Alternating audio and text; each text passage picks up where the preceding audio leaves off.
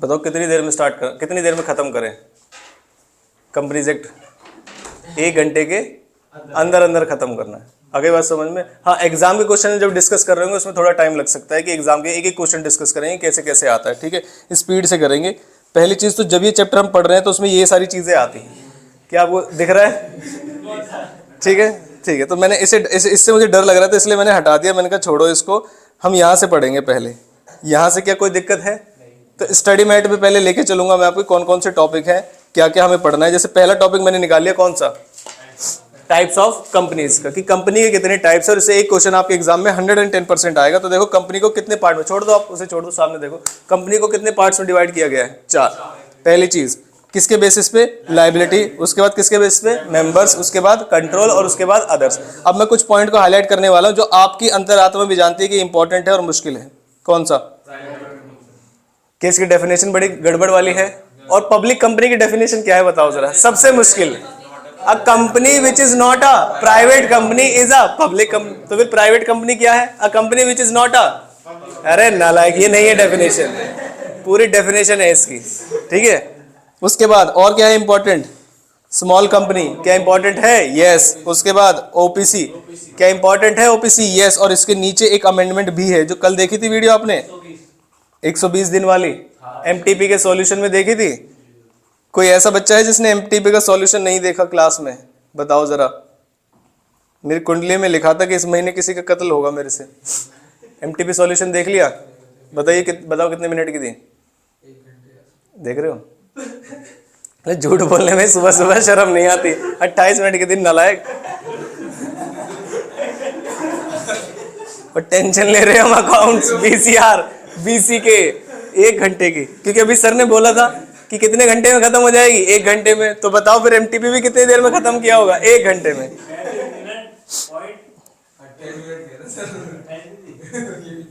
अरे वो आसपास तो कह रहा है नालायक, तुम तो डबल बोल रहे हो। नेक्स्ट इंपॉर्टेंट क्या है? Next important holding. उसके बाद ऐसी जो भी हमारी छोटी छोटी है इसे में कम इंपॉर्टेंट, जैसे मान लीजिए सेक्शन 8 कंपनी है, डोरमेंट कंपनी है, ये याद करने में परेशानी आएगी। बाकी जो है जब हम करते हैं टाइप्स ऑफ कंपनी तो ऐसा लगता है बहुत बड़ा है। आगे बात समझ, तो कुछ ऐसे हैं जो हमें याद करने में परेशानी आएगी, उसे हम डिस्कस कर रहे होंगे। जैसे पहली कौन सी है? Company limited by. जितनी भी डेफिनेशंस हैं वो कौन से सेक्शन में गिवन है? सेक्शन 2 में। क्या बात समझ में? कंपनी लिमिटेड बाय शेयर का मतलब क्या है? उसके जो शेयर होल्डर्स है वो कैसे लायबल होंगे? Up to unpaid amount on shares. वो ये अमाउंट उनसे कब मांगी जा सकती है बताइए? At any time, at any time. लेकिन अगर कंपनी लिमिटेड बाय गारंटी है तो लायबिलिटी कैसे होगी? अप टू गारंटीड अमाउंट, ठीक है। और मांगा कब जा सकता है? Only eight the time of winding up या लिक्विडेशन, जब कंपनी बंद हो रही होगी। तो पढ़िए, अ company in which the liability of the members is, वो कहां पता चलेगा? एमओए में। कौन सा क्लॉज है एमओए का? लायबिलिटी क्लॉज, जो बताता है कि कैसे up to unpaid amount on shares. अगर कोई बचा हुआ है तो, अगर किसी ने फुल्ली पे कर रखा है तो लायबिलिटी क्या होगी उसकी? Answer is no. उसके बाद it implies for meeting the debts of the company shareholders personal assets will not be used. Class 11th का पॉइंट है। इसका मतलब ये है लिमिटेड लायबिलिटी का कि अगर कंपनी की जो लायबिलिटी है वो एक्सीड कर जाती है कंपनी की एसेट्स से, जो मेंबर्स की पर्सनल लायबिलिटी है, जो पर्सनल एसेट्स है, उसे इन्वॉल्व नहीं करेंगे कंपनी की लायबिलिटी पे करने के लिए। इसी को तो सेपरेट लीगल एंटिटी बोलते हैं, ठीक है। उसके बाद when a share holder may be called upon at any time for the payment of unpaired amount on shares. तो ये क्या 2-3 बातें आपको वैसे भी याद रहने वाली है, इसको कोई लिख के देखने की प्रैक्टिस करने की जरूरत नहीं। दूसरा कौन सा है? Company limited by guarantee. इसके अंदर जो लायबिलिटी है मेंबर्स की वो कैसी है? लिमिटेड है। कहां तक? Up to such amount which members may agree to contribute, या फिर हम लिख सकते हैं अप टू गारंटीड अमाउंट। ये पैसा मैं कब मांग सकता हूं? In the event of winding up of the company only. Only का मतलब समझते हैं, इससे पहले पैसा नहीं मांगा जा सकता। क्या ये बात समझ आई? उसके बाद नेक्स्ट कौन? सिमिलरिटी क्या है और डिसिमिलरिटी क्या है बताइए? Legal personality. सिमिलरिटी क्या है? दोनों ही जो कंपनी है वो कैसी है? सेपरेट पर्सनैलिटी है, ठीक है। लेकिन सिमिलरिटी क्या है? और दूसरी सिमिलरिटी लायबिलिटी क्या है? दोनों की जो लायबिलिटी है वो कैसी है? लिमिटेड है। उसके बाद डिसिमिलरिटी क्या है? Timing of payment. Company limited by shares कौन सी कंपनी होती है? नॉर्मल जो कंपनी होती है वो सारी शेयर्स वाली होती है और वो लिमिटेड कंपनी ही होती है। गारंटेड वाली में जिसमें शेयर कैपिटल नहीं है, ऐसा मतलब बहुत कम कंपनीज है इंडिया में जो खाली गारंटी पे ही चल रही है कि जिसमें शेयर कैपिटल नहीं है। मेजोरिटी जो हमारी कंपनी है वो कैसी है? शेयर्स वाली, ठीक है। डिसिमिलरिटी क्या है? Timing for payment. कि जो कंपनी लिमिटेड बाय शेयर है उसके पैसे कब मांगे जा सकते हैं, एट एनी टाइम। और जो गारंटीड वाली है गारंट, ठीक है। अनलिमिटेड कंपनी कैसी है, जिसमें लायबिलिटी कैसी होगी मेंबर्स की, अनलिमिटेड लायबिलिटी होगी। और cessation of liability, the liability ceases when the ceases to be a member. तो लायबिलिटी आपकी हमेशा अनलिमिटेड रहेगी, जैसे ही मेंबर बनना खत्म कर दोगे वैसे ही लायबिलिटी खत्म हो जाएगी। क्या ये बात समझ में? उसके बाद next point, timing for occurrence of liability, the members liability will be unlimited only in the event of winding up. का मतलब समझ रहे हो? आपके अनलिमिटेड लायबिलिटी का मतलब कंपनी की एसेट्स कम पड़ गई, यही तो मतलब होता है कि आपकी पर्सनल एसेट्स बेचेंगे। तो जब कंपनी के एसेट्स कम पड़ जाएंगे इसका मतलब कंपनी के एसेट्स बेच रहे होंगे, और जब कंपनी के एसेट्स बिक रही हैं तो क्या कंपनी उस टाइम चल रही है, बंद हो रही है? बंद हो रही है। उसके बाद event of liability, extent of liability, जितनी कंपनी की लायबिलिटी है उतनी ही मेंबर्स की लायबिलिटी है। और contribution, a member can be claim contribution from others. तो अगर उसने पैसे दिए, जैसे जॉइंट प्रोमिसर्स याद है, तो जैसे उसने पैसे दिए तो अगर कोई एग्रीड अमाउंट है तो बाकियों से ले सकता है। अनलिमिटेड लायबिलिटी का जनरल मीनिंग क्या है? क्लास 11th वाली बात बताओ। हाँ, unlimited liability, personal assets of the member will be used in paying the liability of company. ये 11th वाली लाइन है, आप इसमें ऐड कर सकते हैं। ये थी अनलिमिटेड लायबिलिटी। अब आगे सबसे इंपॉर्टेंट, बताओ कौन सी कंपनी? क्या इसकी डेफिनेशन याद की थी हमने? याद है आपको? नहीं, लेकिन क्या याद की थी? लिखो पहला सेक्शन, सेक्शन 2 सब सेक्शन 68 जो हम पढ़ रहे हैं। जितने भी सेक्शन लिखवाऊंगा आपको सारे सेक्शन लिखने हैं आज।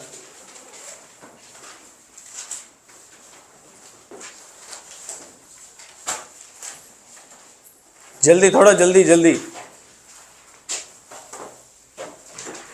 अभी तक मैंने जितने भी एक्स के सेक्शन लिखवाए हैं वो सब लिखे हुए हैं आपने।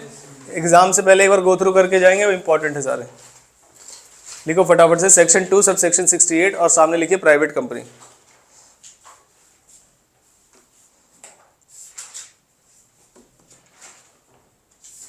सेक्शन है तो इनको ब्रैकेट में मेंशन कर दे या अलग से लाइन, क्योंकि अलग से लाइन लिखने का भरा भरा लगेगा। हाँ, ऐसे लिख दो।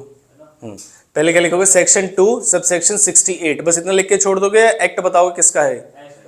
As per section 2 sub section 68 किसका? Of companies act 2013। अगर मैं लिख रहा हूं सेक्शन 10 तो वो कौन से एक्ट का है? कॉन्ट्रैक्ट एक्ट का। तो क्या मुझे आगे एक्ट बताना जरूरी है? Answer is yes. पता कैसे चलेगा किसकी बात कर रहे हो? क्या बात समझ में? तो ये हमेशा लिखना है। अब पढ़े, प्राइवेट कंपनी की जब डेफिनेशन बनाई गई तो ये कहा गया कि जितनी मुश्किल हो सकती है हम उतनी मुश्किल बनाएंगे, तुम याद करके दिखाओ। तो हमने कहा तो हम ये तो याद कर लेंगे, लेकिन हमें यही तो पता चले कि मुश्किल कौन सा है। जैसे अकाउंट से मुश्किल चैप्टर कौन सा है? सबसे मुश्किल शेयर्स। जैसे सबसे मुश्किल क्या माना जाता है? शेयर्स। क्या आपको मुश्किल लगता है? नहीं। लेकिन क्या बेसिक क्वेश्चनों में गलती कर देते हो? यस। तो आप मान के चलिए चैलेंज है आपको, जैसे पर्सनल ले लेते हो ना कि ये मुश्किल है जरा याद करके दिखाओ, तो हमारे बच्चे क्या कहेंगे? यही याद करेंगे, बाकी कुछ नहीं। समझ में आया? तो सबसे पहली जो लाइन है वो ये कहती है कि प्राइवेट कंपनी एक ऐसी कंपनी है जिसका minimum paid up share capital इतना होना चाहिए। पहले लिखा हुआ था, अब कह दिया इतना नहीं बताएंगे, क्या लिखेंगे? As may be prescribed. तो जो पहला पॉइंट है इसकी डेफिनेशन का वो क्या है? Private company is a company which में है minimum paid up share capital as may be prescribed by which. जो आर्टिकल्स हैं उसके क्या बताते हैं? आर्टिकल्स बताते हैं कि हम आपका जो राइट है ट्रांसफर ऑफ शेयर्स का वो क्या कर देंगे? रिस्ट्रिक्ट। क्योंकि ये कैसी कंपनी है? प्राइवेट। अगर हम सब लोग प्राइवेट कंपनी खोल रहे हैं तो किसी को भी आप अपनी जगह मेंबर नहीं लाओगे, तो हम आपके राइट को क्या कर रहे हैं? रिस्ट्रिक्ट कर रहे हैं। किस चीज का? ट्रांसफरेबिलिटी ऑफ शेयर्स का। और एक और चीज को रिस्ट्रिक्ट कर रहे हैं, वो है मैक्सिमम नंबर ऑफ मेंबर्स, जो कि कितने हो सकते हैं? 200। ये 200 की काउंटिंग किसमें नहीं आएगी? Accept in case of OPC. क्या ओपीसी भी एक प्राइवेट कंपनी होती है? Answer is yes. तो ये हो गए 2 पॉइंट्स। क्या ये बात समझ में आई? आगे 2 और पॉइंट्स है, प्रोवाइडेड दैट और provided further that. Provided that में क्या कह रहे हैं कि ये क्या करेंगे? Joint holders shall be counted as 1 for this purpose. For this purpose का मतलब for the purpose of counting 200 members. क्या ये बात समझ में? ये अच्छी चीज का मतलब ये कंपनी के बेनिफिट में है, नुकसान में? बताओ। बेनिफिट में, कि एक्चुअल नंबर ऑफ मेंबर्स ज्यादा होते हुए भी जब मैक्सिमम की काउंटिंग हो रही होगी तो हम उसमें काउंट नहीं करें। क्या बात समझ? जैसे मान लीजिए मेरे पास 10 शेयर होल्डर्स है काउंटिंग में, लेकिन वो जॉइंट है सारे, मतलब दो लोगों ने एक शेयर लिया हुआ है, तो कितने शेयर होल्डर्स मानेंगे? 5। क्या ऐसी काउंटिंग का फाउंडेशन में क्वेश्चन आता है? याद है आपको? उसके बाद दूसरा क्या कहते हैं? Provided further that. Further that में क्या बात बोली थी बताओ? एम्प्लॉय से रिलेटेड। जो एग्जिस्टिंग एम्प्लॉय है उसको काउंट नहीं करेंगे। दूसरा, जो एम्प्लॉय था और क्या था? शेयर होल्डर था, लेकिन आज एम्प्लॉय नहीं है लेकिन शेयर होल्डर है। अब इसे इंग्लिश में कैसे बोलेंगे? Provide further that existing employee of the company, जिसके पास शेयर होल्डर्स हैं वो काउंट नहीं करेंगे। और दूसरा एन एक्स एम्प्लॉय नहीं लिखेंगे, क्या लिखेंगे? Employee which was a ex employee, मतलब पहले एम्प्लॉय था और क्या था? शेयर होल्डर था, but ceases to be employment but continues to be in shareholder. पहले वो एम्प्लॉय भी था और क्या था? शेयर होल्डर भी था। अब सीज क्या कर दिया है उसने? एम्प्लॉयमेंट सीज कर दी है, लेकिन अभी किस चीज में कंटिन्यू है? Share holder. ऐसे व्यक्ति को भी काउंट नहीं किया जाए। क्या बात समझ में है? लास्ट पॉइंट पढ़िए। Prohibits any two subscribe for any securities of the company. Private और पब्लिक कंपनी में यही डिफरेंस है कि वो प्रोस्पेक्टस इश्यू करके पब्लिक से पैसा ले सकती है, प्राइवेट ऐसा नहीं कर सकता। अब इस डेफिनेशन को दोबारा बताएंगे आप। सबसे पहले minimum paid up share capital as may be prescribed. दूसरा which by its articles restricts क्या? Right of its members. किस चीज के लिए? Transferability of shares. और दूसरा limits the maximum number of members to 200 except in case of OPC. Provided that and provided further. Provided that में कितने points हैं? एक। फर्दर दैट में 2। प्रोवाइडेड दैट में क्या लिखेंगे? Joint holder shall be treated as one या counted as one for this purpose only. आगे बात समझ। और प्रोवाइडेड फर्दर दैट में कौन से हैं? 2। Present employee who is a shareholder and ex employee who is a shareholder. बस बात करता हूं, इतना भी लिख सकते हैं आप। क्या बात समझ। और लास्ट में क्या लिखेंगे? वो क्या करते हैं? प्रोहिबिट करते हैं क्या? सब्सक्राइब एनी या इश्यू ऑफ प्रोस्पेक्टस या पब्लिक से पैसा ले रेज करने के लिए। क्या ये आप अच्छे से लिख देंगे? पक्का। प्राइवेट कंपनी का क्वेश्चन आता है और एग्जाम में काफी बार पूछा जा चुका है कि काउंट करके बताओ कि 200 से ज्यादा मेंबर हो रहे हैं तो क्या पब्लिक कंपनी में कन्वर्ट कर दे? तो एक्चुअल में तो दिख रहा होता है 235 240 शेयर होल्डर है, लेकिन जब एक्चुअल में काउंट करते हैं हम इस क्लॉज को लगा के तो वो क्या हो जाते हैं? 200 से कम। आगे बात समझ में। फिर आप आंसर में क्या लिखते हैं? Hence there is no need to convert the private company into any other kind या पब्लिक कंपनी। आगे बात समझ। अभी क्वेश्चन दिखाऊंगा कैसे आता है। फिर दूसरा कौन सा है? Small company. क्या इसमें अमेंडमेंट है? क्या इसमें अमेंडमेंट है स्मॉल कंपनी में? यस। पढ़िए क्या है। Small company is a company जो कि पब्लिक कंपनी है या प्राइवेट कंपनी है? Private company. कैसी है? Private company. तो सेक्शन लिखिए, सेक्शन 2 सबसेक्शन 85।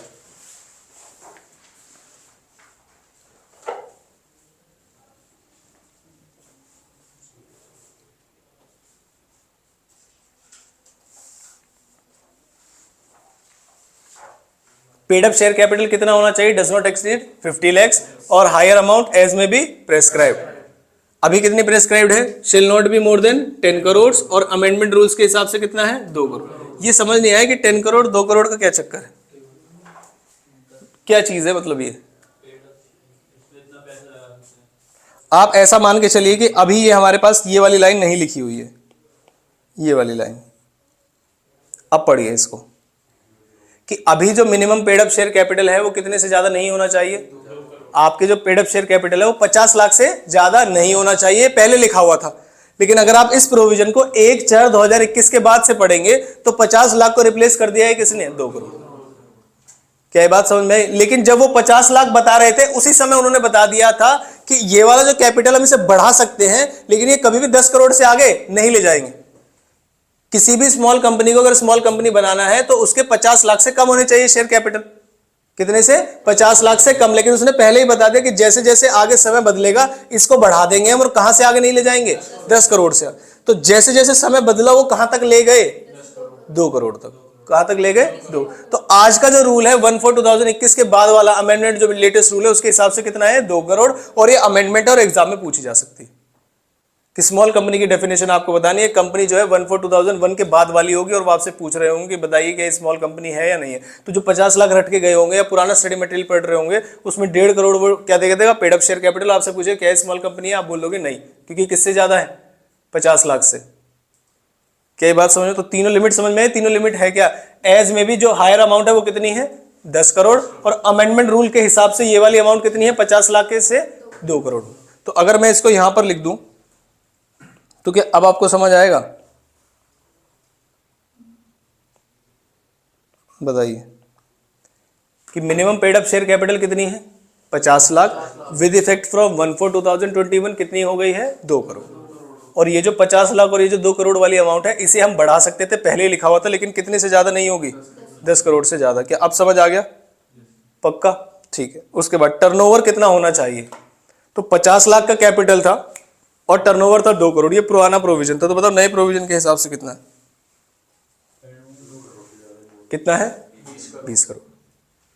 क्या ये बात समझ में आई? एक बार स्टडी मेट निकाल के लेटेस्ट वाला मुझे चेक करके बताओ 25 करोड़ है या 20 करोड़? आता है चेक करना?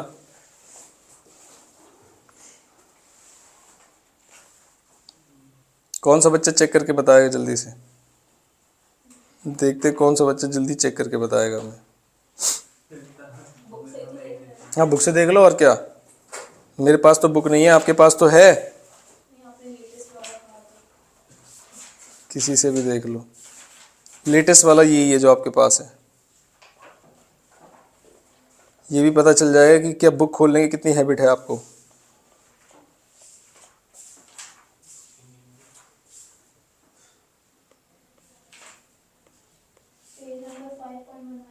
है 5.1 में कितना है? 20 करोड़ या 25?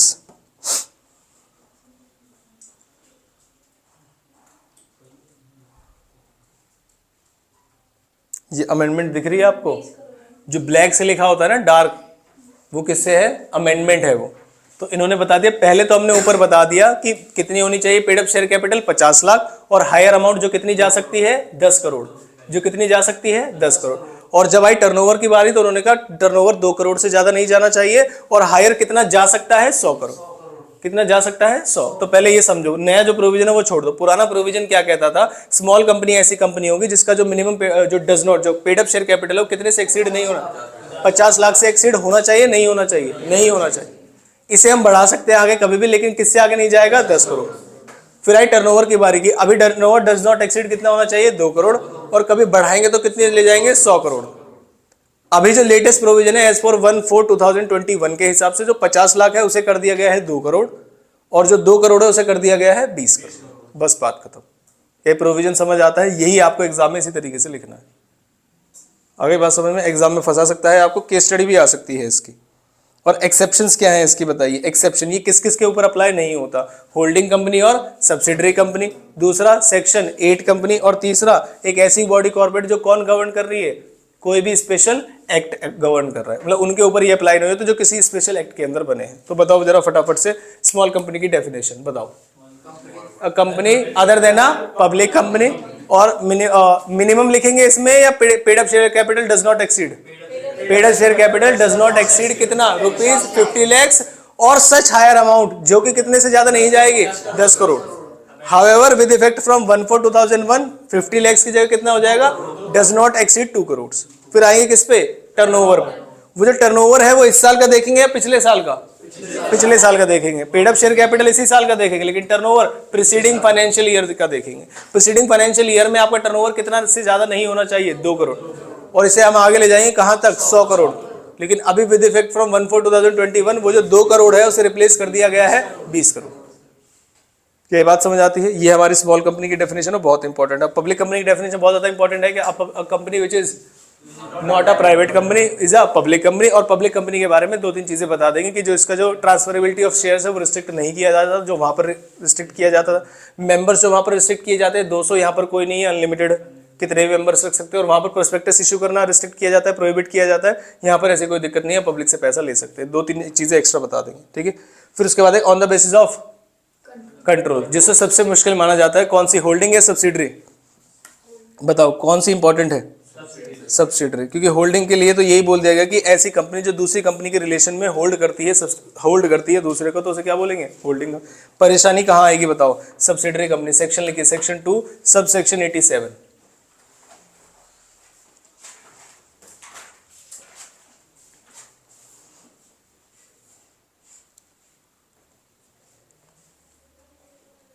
पहला वाला सेक्शन कौन सा लिखा था आपने?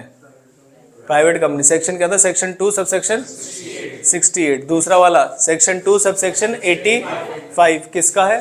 Small company. अब क्या लिख रहे हो? सेक्शन 2 सब सेक्शन 87, ये किसका है? सब्सिडरी। देखो मेरी अगर कोई कंपनी सब्सिडरी कंपनी होगी, इसका मतलब मैं उस पर कंट्रोल करता हूँ अच्छी तरीके से। किसी भी कंपनी के ऊपर कंट्रोल कैसे स्टेब्लिश करूँ बताओ?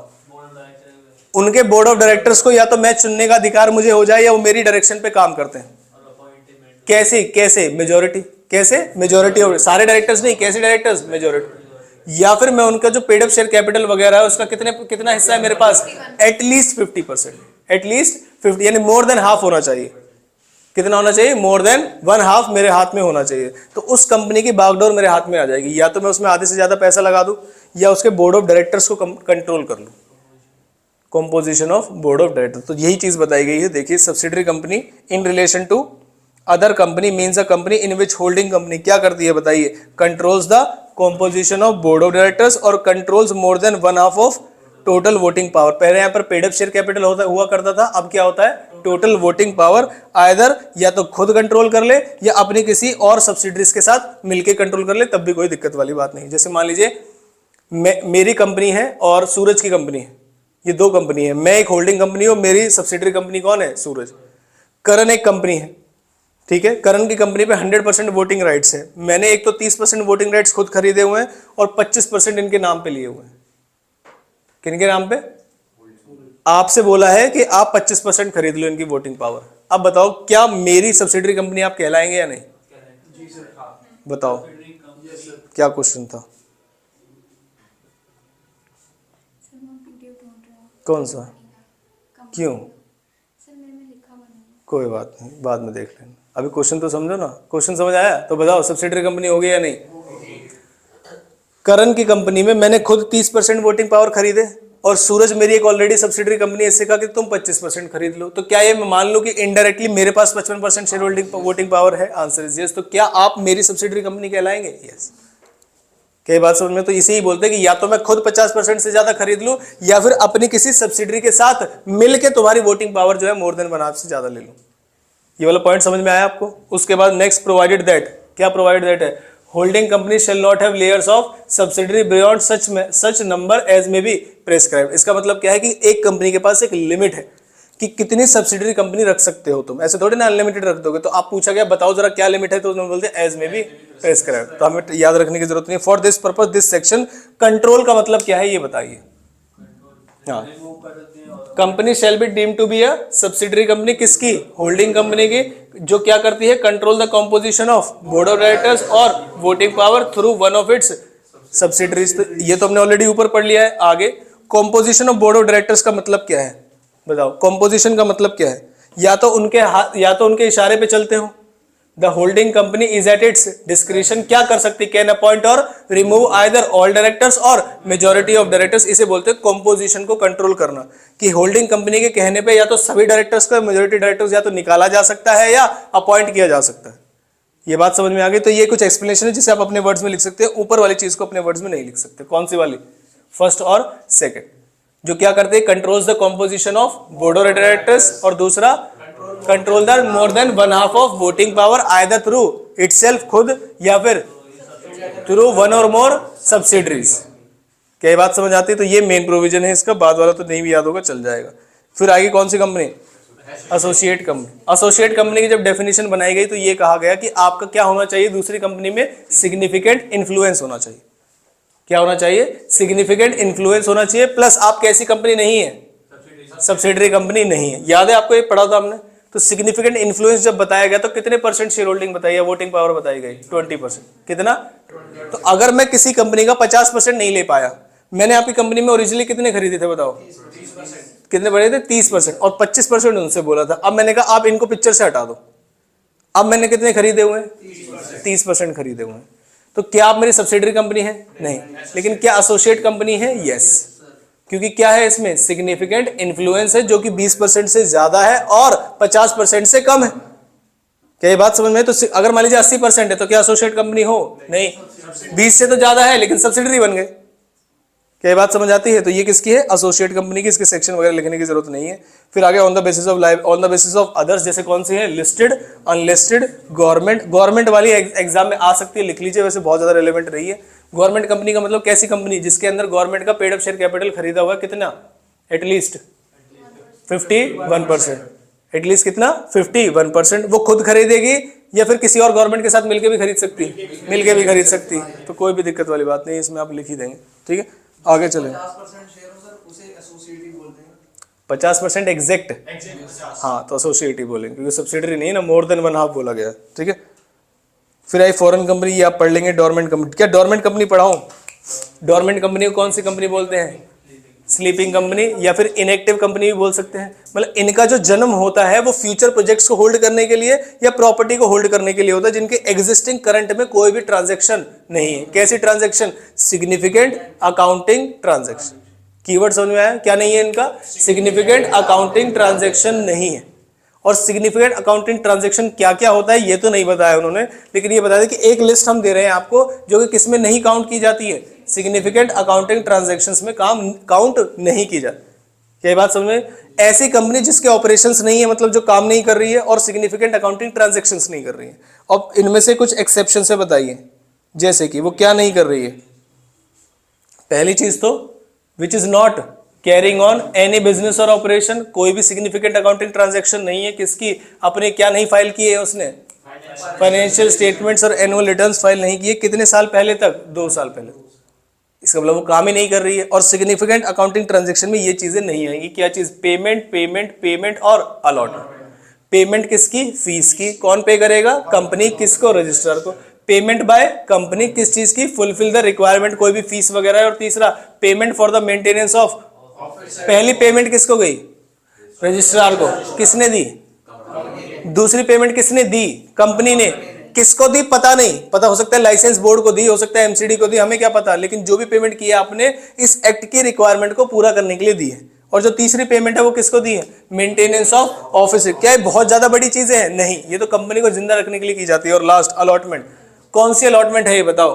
Fulfil the requirement of this. ये कौन सी अलॉटमेंट होती है बताओ जरा?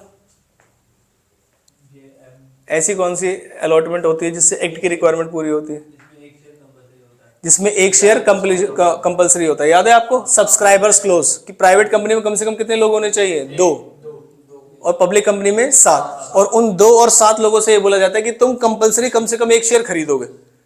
तो ये मैं अलॉटमेंट नॉर्मली कर रहा हूं या एक्ट की रिक्वायरमेंट पूरा करने के लिए कर रहे हैं? एक्ट की रिक्वायरमेंट पूरा करने के लिए कर रहे हैं। यहां तक बात समझ आती है? ठीक। फिर आ गए हम नेक्स्ट। अब क्या पढ़ रहे हैं? इनकॉर्पोरेशन में पूरी जो स्टेप है वो तो हमें याद नहीं करना, लेकिन क्या हम डॉक्यूमेंट्स याद रख सकते हैं कि कौन कौन से डॉक्यूमेंट? तो लिख लीजिए सेक्शन नंबर 7, डॉक्यूमेंट्स रिक्वायर्ड। या सेक्शन 7 जो है इनकॉर्पोरेशन का ही, आप खाली इनकॉर्पोरेशन लिख सकते हैं। सबसे आसान डॉक्यूमेंट्स बताओ?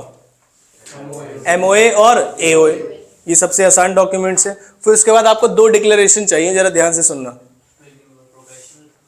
एक डिक्लेरेशन देंगे प्रोफेशनल, जो मैंने अपॉइंट किए थे किस चीज के लिए, कि तो आप सारी जो लीगल फॉर्मेलिटीज है वो पूरी करोगे। कौन देंगे? प्रोफेशनल्स। दूसरी डिक्लेरेशन कौन देंगे? मेंबर्स। कौन देंगे? मेंबर्स या जो डायरेक्टर वगैरह हैं जो कंपनी चला रहे हैं, वो ये कहेंगे कि हम में से कोई भी व्यक्ति चोर उचक्का नहीं है। क्या कहेंगे? हम में से कोई भी व्यक्ति क्या नहीं है? चोर उचक्का नहीं है। या फिर इससे पहले जब हम ये काम कर रहे थे तो किसी को भी सजा नहीं हुई थी इस काम में। ये आप लिख के देंगे हमको। कौन लिख के देंगे? प्रोफेशनल्स या मेंबर्स? मेंबर्स लिख के देंगे। तो 2 डिक्लेरेशन। पहली चीज तो क्या क्या फाइल करेंगे हम? MOA and AOA. दूसरी डिक्लेरेशन कौन देगी? बाय। कौन देंगे? By persons engaged in the formation of a company, जिसको क्या बोलते हैं? Advocate, CA, CMA, CN in practice. ये जो इन प्रैक्टिस है खाली सीएस के साथ है या सबके साथ है? सबके साथ है। And person name the articles, जिसका क्या नाम रखा गया? डायरेक्टर्स और मैनेजर्स और कंपनी सेक्रेटरी। क्या बात समझ आई? आगे की क्या लिखेंगे इसमें बताओ? For all the requirement of this act and rules, जो इसमें बने हैं रजिस्ट्रेशन के लिए या उसके मैटर्स के लिए, has been duly complied with, कि हमारी नॉलेज में सब कुछ पूरा है। कल को कोई गड़बड़ निकली तो इसका मतलब किसको पकड़ा जाएगा? इन्हीं लोगों को जिन्होंने साइन किया था। आगे बात समझ में? दूसरी डिक्लेरेशन कौन देगा? By each subscribers to MOA person name as first director. किस चीज के लिए? कि हम क्या नहीं थे? कन्विक्टेड नहीं थे, गिल्टी नहीं थे, और सभी डॉक्यूमेंट जो है हमने सही दिए। कन्विक्टेड किस चीज में बताइए? कि जो काम अभी आप कर रहे हो उस काम में पहले किसी भी तरीके से आपको कन्विक्शन नहीं मिलती, मतलब चोरी नहीं की थी आप। जैसे मान लीजिए मैंने कहा कि मैं एक कंपनी बना रहा हूं, आज केडीसी कंपनी को रजिस्टर कर रहा हूं, लेकिन इससे पहले मैंने एक और कंपनी को रजिस्ट्रेशन में, इनकॉर्पोरेशन में काम किया था और उसमें मैंने फ्रॉड कर दिया था और वहां मुझे जेल हुई थी। तो क्या मैं इस कंपनी में काम कर पाऊंगा? तो आप लिख के दोगे कि अब हम तो चेक करने नहीं जाएंगे आपने कितनी कंपनी के इनकॉर्पोरेशन में काम किया और कहीं जेल हुई है या नहीं। तो हम क्या करेंगे बताओ? हम आपसे लिखित में ले लेंगे। क्या लिखित में ले रहे हैं? कि जो काम आज आप मुझसे करा रहे हो, क्या करा रहे हैं मुझसे बताओ? इनकॉर्पोरेशन। इस इनकॉर्पोरेशन के जैसी मैं इनकॉर्पोरेशन यहाँ कर रहा हूँ, इससे पहले इनकॉर्पोरेशन करते समय मुझे कभी भी कन्विक्शन नहीं हुई, मतलब कभी मैं जेल नहीं गया। समझ में आया? तो पढ़िए। हाँ, झूठ बोलेगा रिटर्न में लेंगे हम, अब रिटर्न में लेंगे, झूठ बोलेगा फिर जाएगा जब भी पकड़ा जाएगा। ठीक है, नॉट कन्विक्टेड पढ़िए। He is not convicted of an offence, किसमें? In connection with promotion, formation और मैनेजमेंट ऑफ द कंपनी। दूसरी, आपको गिल्टी नहीं हो किस चीज के? गिल्टी नहीं हो किस चीज के? फ्रॉड, मिसइफेंस और any breach of duty to any company under this act और any other previous company law during last. तो इसका मतलब आप जो मैटर है प्रमोशन इनकॉर्पोरेशन से रिलेटेड, उसमें भी कन्विक्टेड नहीं हुई थी आपको, और आप किसी में दोषी नहीं पाए गए थे। क्या काम करते हुए? फ्रॉड और एनी ब्रीच और मिसइफेंस नहीं करते हुए। तो तीन चीजें हो गई। पहला एमओए एंड एओए। दूसरी डिक्लेरेशन कौन देगा? प्रोफेशनल्स। किस चीज के लिए? कि सारे जो मैटर्स हैं ये ड्यूली कंप्लाइड विद है। और तीसरा मेंबर्स देंगे, और जो फर्स्ट डायरेक्टर वगैरह जो भी आपके अदर लोग हैं वो देंगे। क्या? किस चीज के लिए? कि हम गिल्टी नहीं है। किस चीज के लिए? ये कन्विक्टेड नहीं है। किस चीज के लिए? ये जो हम अब कर रहे हैं फॉर्मेशन इनकॉर्पोरेशन वगैरह जो हम कर रहे हैं, इसमें क्या नहीं है? कन्विक्टेड नहीं है। और दूसरे वाले में गिल्टी नहीं है। क्या? फ्रॉड, मिसइफेंस और एनी ब्रीच ऑफ ड्यूटी। किसको लेके? पार्टनरशिप फॉर्म को लेके नहीं। किसको लेके? कंपनी को लेके, या किसी एनी अदर प्रीवियस कंपनी लो जो उसके अंदर बनी थी। आगे बात समझ में? नेक्स्ट और क्या देंगे? D, all documents certain information जो है वो करेक्ट है, जो भी ये दे रहे हैं ये बात हो रही है। डी पॉइंट में क्या देंगे? एड्रेस। किसका एड्रेस? किसका? कंपनी का। रजिस्टर्ड ऑफिस समझते हो, वो वाले क्लॉज। और ई पॉइंट में क्या लिखेंगे? डिटेल्स लिखोगे आप सारे लोगों की, बस बात खत्म। तो कितने डॉक्यूमेंट्स हो गए बताओ? 5 डॉक्यूमेंट। लास्ट डॉक्यूमेंट पढ़ो, particulars of interest of the persons. ऐसा हो सकता है कि मान लीजिए मैंने जिन भी लोगों को सप्लायर क्रेडिटर बनाया है वो मेरे जानकार हैं। क्या ऐसा हो सकता है? तो क्या ऐसा हो सकता है कि मैं कल को जाके गड़बड़ करूंगा इसलिए काम कर रहा हूं, या ऐसा भी हो सकता है कि वो जेन्युइनली अच्छे सप्लायर है? दोनों ही केस हो सकते हैं। तो मुझे अपने आगे लायबिलिटी बचाने के लिए बताओ क्या करूं? पहले से बता दो कि भाई मेरे रिश्तेदार हैं, जो मैंने सप्लायर बुलाए हैं मेरे कौन है? रिश्तेदार हैं। तो अगर किसी को शक होगा तो पहले से चौकन्ना रहेगा। क्या बात समझ में आई? तो अगर आपको कोई इंटरेस्ट है तो उसे आप क्या कर दीजिए? डिस्क्लोज। समझ आया? पक्का? बताओ कितने मैटर्स हो गए? कितने डॉक्यूमेंट्स? 6। पहला, दूसरा डिक्लेरेशन कौन देगा? प्रोफेशनल। दूसरा, तीसरा डिक्लेरेशन देंगे कौन? मेंबर्स। चौथे में नहीं, चौथा डॉक्यूमेंट रजिस्टर्ड ऑफिस देंगे, और कॉरेस्पॉन्डेंस ऑफिस का एड्रेस देंगे। 5वें पॉइंट में डिटेल्स देंगे, अपने नाम, सरनेम वगैरह। 6ठे पॉइंट में इंटरेस्ट बताएंगे अगर आपको किसी का है तो, बस बात खत्म। ये 6 डॉक्यूमेंट्स जो आपको याद रखने, बाकी आप हेडिंग पढ़ सकते हैं स्टेप्स की। यहां तक समझ में आया? पक्का?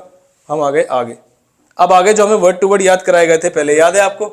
इस वाली पीडीएफ को मैंने इसलिए अब खोला है कि हमने ये अच्छी तरह वर्ड टू वर्ड याद की थी। सेक्शन नंबर 8 वाली कंपनी कौन सी कंपनी होती है? This section deals with formation of a company which are form to promote. ये क्या है? इसके ऑब्जेक्ट्स। किस चीज को? इनके ऑब्जेक्ट्स हैं। Commerce, science, social science, arts, sports. क्या है? समझ में आया? इसमें से 5 बताओ कौन से याद रखोगे? Commerce, arts, science, sports. देखो हम सुनो 3 तो हमारे पास वही है, कॉमर्स है, आर्ट्स है और साइंस। उसके अलावा हम क्या करते हैं जीवन में? स्पोर्ट्स। और ये जो तीनों चीजें हैं किस में आती हैं? एजुकेशन। क्या बात? जैसे स्पोर्ट्स का भी पीरियड होता है क्या स्कूल में? हाँ, तो ये एजुकेशन। तो कितने पॉइंट्स हो गए? 5। 2 और याद रखो कोई भी। देखो सोशल वेलफेयर तो है ही, क्योंकि ये सेक्शन 8 कंपनी है, और हम क्या करते हैं? चैरिटी करते हैं, बस बात खत्म। रिलीजन, रिसर्च वगैरह अगर आप याद नहीं भी रख पाए, अब बताओ मुझे फटाफट से कितने पॉइंट है?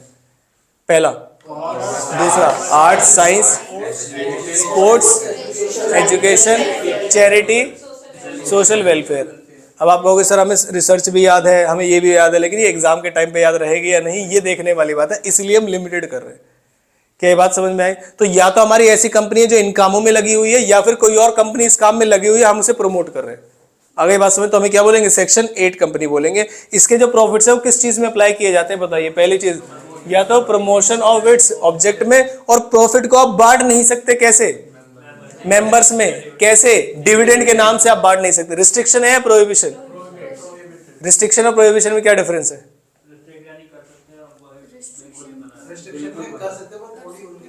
मतलब कोई कंडीशन वगैरह लगाते हैं, रूल्स एंड रेगुलेशन लगाते हैं, प्रोहिबिशन में कुछ भी कर लीजिए, आप कर ही नहीं सकते ये चीज को। और क्या इससे क्वेश्चन आया है एग्जाम में?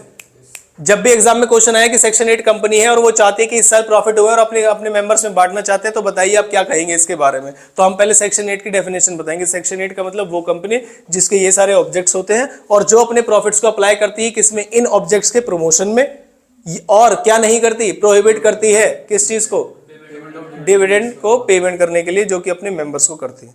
अब इन द गिवन केस, क्योंकि जो कंपनी है वो प्रॉफिट कमा रही है और अपने मेंबर से प्रॉफिट में डिविडेंड बांटना चाहती है, तो क्या वो ऐसा कर सकती है? नहीं। अगर वो ऐसा करती है तो आरओसी ट्रिब्यूनल ऐसे एक्शन लेगा जो उसे ठीक लगेंगे।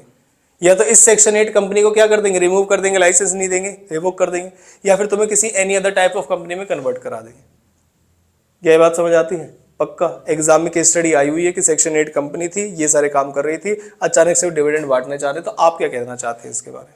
ठीक है, तो पहले बताएंगे कि वो कंपनी को याद दिलाएंगे तुम कौन सी कंपनी हो। तो इसके अदर प्रोविजंस क्या है? ये कौन से टाइप की कंपनी है? Limited by members without any addition of limited और प्राइवेट लिमिटेड। जब नेम क्लॉज पढ़ा था हमने एमओए में, याद है नेम क्लॉज में क्या लिखा था कि लिमिटेड लगाई कौन सी कंपनी, पब्लिक, और प्राइवेट लिमिटेड लगाई कौन सी कंपनी, प्राइवेट कंपनी। लेकिन वहां से एक्सेप्ट कर दी जाती थी एक कंपनी, सेक्शन 8 कंपनी, जिसे ना लिमिटेड लगाने की जरूरत है ना प्राइवेट लिमिटेड। तो वो चीज बता रहे हैं यहाँ पर। उसके बाद ये जो ग्रांट है, आपको लाइसेंस कौन देगा बताओ? सेंट्रल गवर्नमेंट के पास पावर है आपको लाइसेंस देने की, लेकिन क्योंकि सेंट्रल गवर्नमेंट के पास काम बहुत है, रैली वगैरह करनी है, तो क्या करेंगे, आरओसी को कर दिया डेलीगेट कि आप उनसे जाके लाइसेंस ले लीजिएगा। रिवोकेशन ऑफ लाइसेंस क्या मतलब है? अगर आप कोई भी कंडीशन जो सेक्शन 8 की है वो कॉन्ट्रावेंट करते हैं, तो अफेयर्स ऑफ द कंपनी को गलत तरीके से चलाते हैं, फ्रॉडुलेंट तरीके से अगेंस्ट पब्लिक इंटरेस्ट चलाते हैं, तो आपका लाइसेंस क्या कर लिया जाएगा, छीन लिया जाएगा, रिवोक कर लिया जाएगा। रजिस्ट्रेशन प्रोसीजर क्या है? आप सेंट्रल गवर्नमेंट के पास जाएंगे, ठीक है, वो सेंट्रल गवर्नमेंट किसके दे देगा, रजिस्ट्रार। जैसे ही आप एप्लीकेशन देंगे वो सारी चीजें कंसिडर करेगा और फिर उसके बाद आपको रजिस्टर कर लेगा। तो इसकी जो रजिस्ट्रेशन की प्रोसीजर है वो बहुत ज्यादा नहीं है। आगे बात समझ। उसके बाद अब कौन सी कंपनी आ गई? क्या एग्जाम में क्वेश्चन आता है ओपीसी का? यस, और इसमें अमेंडमेंट भी है, लिखिए सेक्शन।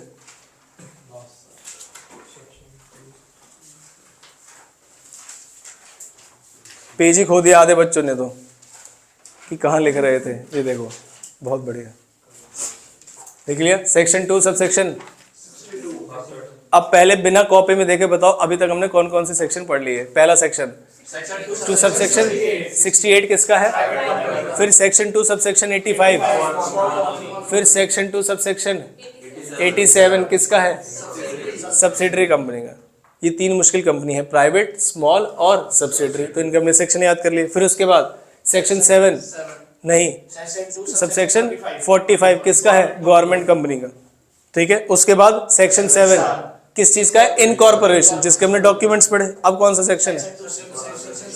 62 या 68? 62 किस चीज का है? अब मान लीजिए मैं एग्जाम में बैठा हूं और मेरी अंतरात्मा जानती है कि मैंने याद किया था, लेकिन मैं बस इतना भूल गया कि 62 था या 68।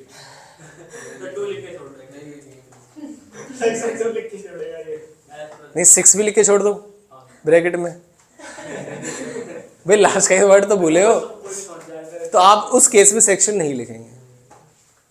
आगे बात समझ। अगर आपको थोड़ी सी भी कंफ्यूजन है आप सेक्शन ना लिखें।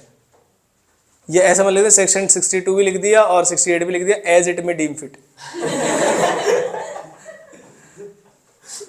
तो अगर आपको 1% भी कंफ्यूजन है तो आप सेक्शन को ना लिखें, और कंफ्यूजन होनी नहीं चाहिए, तभी मैं लिखवा रहा हूँ। एग्जाम से पहले 2-3 बार रिवाइज करोगे आपको याद आ जाएगा, ठीक है। आगे अच्छा एक बात बताओ, कोई बच्चा है कि कॉन्ट्रैक्ट का क्वेश्चन आया तो उसका भी सेक्शन लिख रहा है, ठीक है। कंपनीज एक्ट का क्वेश्चन आया तो उसका भी सेक्शन लिख रहा है। सेल्स ऑफ गुड एक्ट का क्वेश्चन आया तो उसका भी section. Sales of good act में पहला क्वेश्चन आ गया, बताओ कब कब कंडीशन ट्रीट की जाती है? Condition warranty section 13। तो हो सकता है एग्जाम में घर आके पैर छू के जाए आपके कि भाई साहब क्या किया आपने, हम आज तक इतने साल से कॉपी चेक कर रहे हैं फिर भी हमें सजेस्टेड आंसर लेके चेक करना पड़ता है, आपने एक बार पढ़ा और सारे सेक्शन लिख दिए। तो जरा बताओ पर्ची कहाँ से लाए थे? या तो वो टेक्निक बताओ या कैसे पढ़ते, अरे नालायक केडीसी से लाए थे, या फिर टेक्निक बताओ कि कैसे पढ़ते थे। आगे बात समझ में। तो जब आपके एग्जाम में आप सेक्शंस लिख रहे होंगे तो कहीं आपके प्रोविजन में 1-2 वर्ड्स अगर मिसिंग है तो भी कोई दिक्कत वाली बात नहीं। अब मान लीजिए कि कोई बच्चा बैठा है, वो कह रहा है कि मुझे सेक्शन तो याद है लेकिन कौन से एक्ट का था ये नहीं पता। सेक्शन मुझसे सारे सुन लो, 13, 14, 15, 16 सब सुन लो, लेकिन मैं ये भूल गया कि टीचर ने 13 में कंसेंट भी पढ़ाया था नहीं, और उसमें breach of condition to be treated as breach of warranty. और टीचर ने सेक्शन 10 में ये भी बताया था कि एसेटेनमेंट ऑफ प्राइस होता है, और सेक्शन 10 में essential elements of a valid.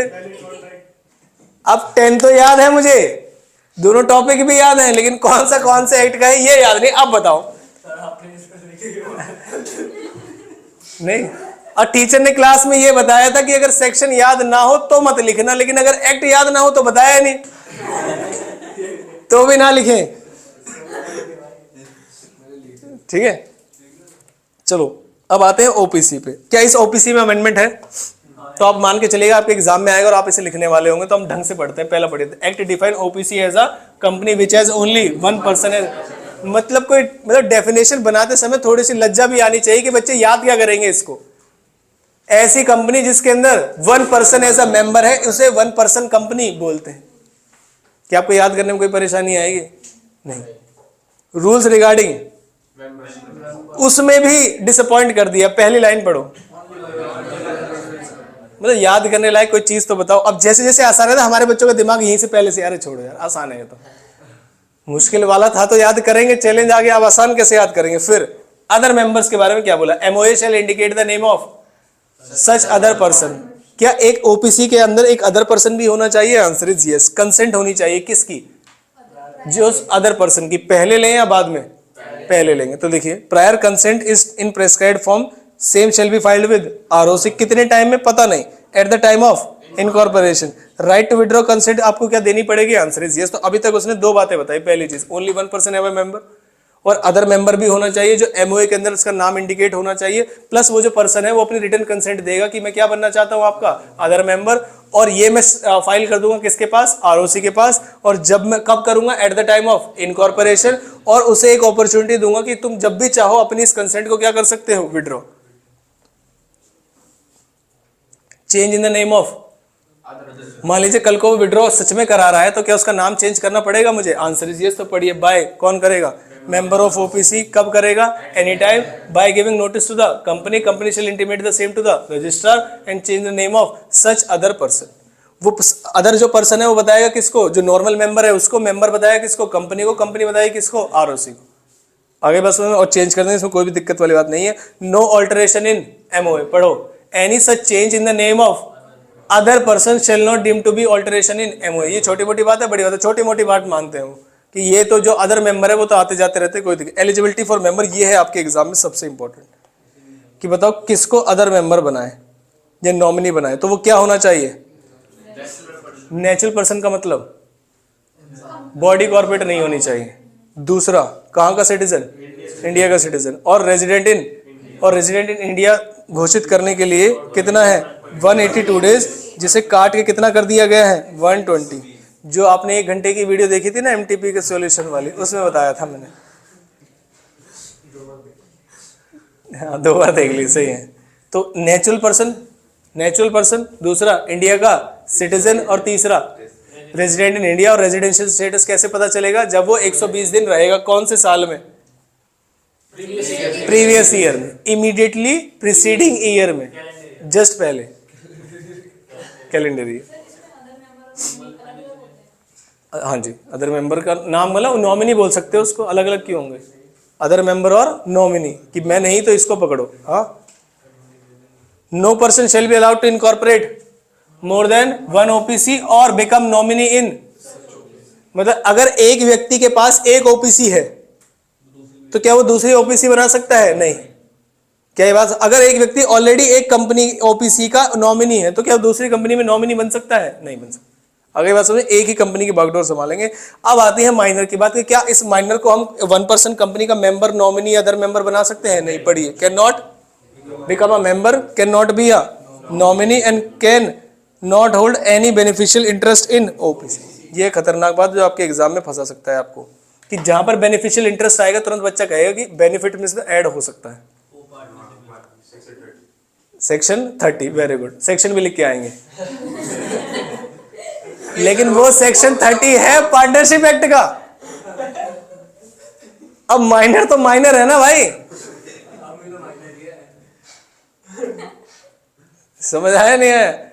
इसलिए एग्जाम में 90% ऑफ द क्वेश्चंस वो नीचे लिखते हैं, भाई साहब इस एक्ट के हिसाब से बताओ। हाँ, आप देखो कितने क्वेश्चन, देखो क्वेश्चन पेपर दिखाता हूं मैं आपको, रुको। उनको उनको खुद पता है। देखो माइनर को पकड़ोगे कॉन्ट्रैक्ट में तो कौन सा सेक्शन 11, पार्टनरशिप में पकड़ोगे तो 30, और इसमें ओपीसी में पकड़ोगे तो 2 सबसेक्शन 62 या 68, 62। देखो बनाने वाले ने जब क्वेश्चन पेपर बनाया तो उसने कहा बच्चा तो आंसर लिख देगा, अगर मैं एक्ट नहीं लिखूंगा तो मैं पागल हो जाऊंगा, इसे सही करूं या गलत। क्योंकि क्वेश्चन शुरू हुआ था माइनर से ओपीसी पे, वो ले गया necessary supplied to him as per condition of life. अब लिख तो बेचारा सही रहा है ना, तो पहले तुम बताओ किस कंटेक्स्ट में आंसर है। उसे नॉलेज पूरी है, बच्चे को पूरी नॉलेज है, तुम बताओ बस क्या चाहिए। जैसे पहला क्वेश्चन आया तो क्या कहीं एक्ट दिखाई दे रहा है आपको? वो पहले वो चाहता है कि मैं टेंशनबाजी नहीं चाहता। अब मान लीजिए कोई बच्चा है, उसने तीनों प्रोविजन लिख दी, ये लो सेक्शन 11 पकड़ो, सेक्शन 30 पकड़ो और सेक्शन 2 सबसेक्शन 62 सब लिख दिया, और उसने applying the above provision in the given case. अब जो तुम्हें छाड़ना है तुम छाड़ लो, तो पगला जाएगा वो खुद ही। दूसरा देखो, अरे भाई साहब आपके जैसे हैं तो बताओ कैसे भी हो सकते हैं। ये क्या लिखा हुआ है? तो इसका मतलब अब आपका जो माइंड है वो रिस्ट्रिक्ट हो जाना चाहिए कंपनी एक्ट में। और आगे क्या लिखा है? सेल थ्योरी क्वेश्चन में भी डरते हैं वो आजकल। क्या है ये? स्पेसिफिक गुड्स, हाँ certain, definite and not wagyu. Offer के अंदर गुड्स भी तो होंगी, subject matter must be clear. तो बताओ क्या चाहिए तुम्हें? तो वो थ्योरी में भी डरते हैं आजकल की भाई साहब एक्ट लिख दो, बच्चा कहीं से भी लिख के आ जाएगा। आगे बात समझ। तो एक्ट को लेकर टेंशन ना ले, अगर टेंशन है तो माइनर के बारे में क्लियर कट कर दिया, ना तो तुम मेंबर बनोगे, ना फिर नॉमिनी बनोगे, और ना ही कोई बेनिफिशियल इंटरेस्ट होल्ड करोगे। क्या यहां तक क्लियर है? तो बताओ ओपीसी के बारे में क्या बोलोगे? ओनली वन का person is a company in which only one person is a member. फिर उसके बाद एमओए इंडिकेट करेगा क्या? पहले तो एक पर्सन मेंबर होगा और एमओए इंडिकेट करेगा किसका नाम? अदर मेंबर का। उस अदर मेंबर का नाम इंडिकेट करते ही हम किसके पास ले जाएंगे? आरओसी के पास। लेकिन उसके से पहले हम उसकी क्या लेंगे? प्रायर रिटन कंसेंट, और प्लस उसे अपॉर्चुनिटी देंगे कभी भी विड्रॉ करने की। तो वो विड्रॉ कर लेगा तो क्या करेगा? हम नेम को क्या कर देंगे? चेंज। उस चेंज को किसको बता देंगे? आरओसी को। आगे बात समझ। और ये जो चेंज है उतना बड़ा नहीं है जिसे हम क्या कंसीडर कर ले? ऑल्टरेशन इन एमओए नहीं होगा ये।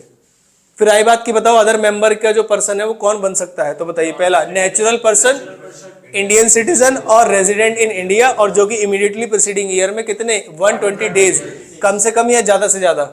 कम से कम 120 दिन रहेगा। कोई परेशानी यहां तक नहीं? याद हो गया था, इसी को तो बच्चे अमेंडमेंट बोलते हैं। ठीक है, तो पढ़ाओ। अदर डेफिनेशन बताओ। अदर डेफिनेशन में क्या लिखेंगे? OPC is a private limited company with minimum paid up share capital as may be prescribed. तो क्या आपको ये वाली बात समझ आई? मजा आया क्या? नहीं। कौन सी वाली? सेक्शन 2 सब सेक्शन 62 वाली बात में मजा आया। क्यों दिमाग लगाया हम? प्राइवेट कंपनी आती टेंशन आगे कहीं है सेक्शन 2 सब सेक्शन कौन सा? 68 में ना हो। अब आ गया 68। ठीक है, तो ये वाली आप नहीं भी याद रखेंगे चल जाएगा। अब आते हैं डॉक्ट्राइन्स पे। क्या इन डॉक्ट्राइन्स में से एक क्वेश्चन आता ही आता है? आप मानोगे इस चीज को। तो 2 डॉक्ट्राइन्स है हमारे पास, एक डॉक्ट्राइन ऑफ इंडोर मैनेजमेंट और एक डॉक्ट्राइन ऑफ अल्ट्रा वायर्स। सुनना जरा ध्यान से, याद ऐसे करना है कि जीवन में भूलेंगे नहीं। पहले मैंने नाम से ही देख लिया क्या है? Indoor management. तो बताइए दरवाजे के अंदर उन्होंने कोई गुप्त चीज कर रहे हैं जो बाहर वालों को पता ना चले, या बाहर? तो क्या बाहर वाले व्यक्ति को अंदर की चीज पता होना जरूरी है? तो मेरा एक ही ऑब्जेक्टिव है डॉक्ट्राइन्स पढ़ाने का कि या तो एक व्यक्ति को पनिश करेंगे और एक को प्रोटेक्ट। तो या तो कंपनी को पनिश करेंगे और आउटसाइडर को प्रोटेक्ट करेंगे, या फिर आउटसाइडर को पनिश करेंगे और कंपनी को प्रोटेक्ट करेंगे। क्या चीज समझ आती है? तो अब मैं पढ़ा रहा हूं कौन सा डॉक्ट्राइन? Indoor management. इंडोर का मतलब कंपनी ने अपने अंदर रह के कुछ काम किया है। क्या उसकी नॉलेज आउटसाइडर को होनी चाहिए?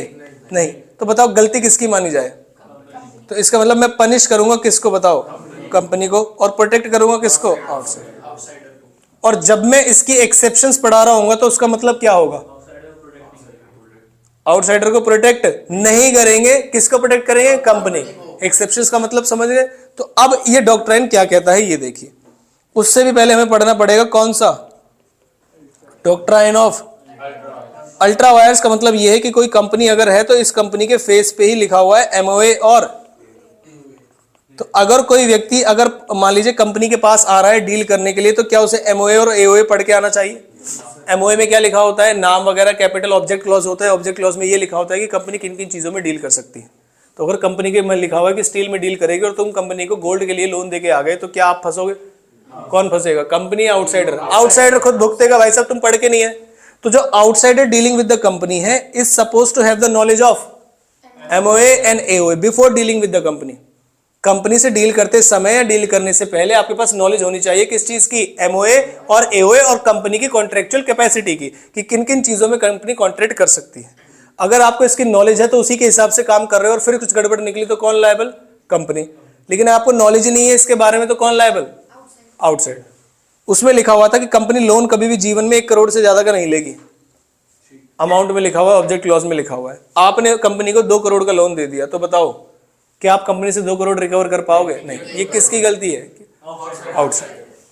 आगे बात समझ में? अब इस वाले में लिखा हुआ था कि कंपनी कितने तक का लोन ले सकती है, लेकिन कंपनी के रूल्स में लिखा हुआ था कि इस 1 करोड़ को लेने के लिए किसी भी मैनेजिंग डायरेक्टर के साइन चाहिए, और अगर मैनेजिंग डायरेक्टर के साइन ना हो तो आप किसी सीए, सीएस या सीएम में से साइन करा लीजिए, अगर कंपनी में अपॉइंट किया गया है, जो इन प्रैक्टिस है।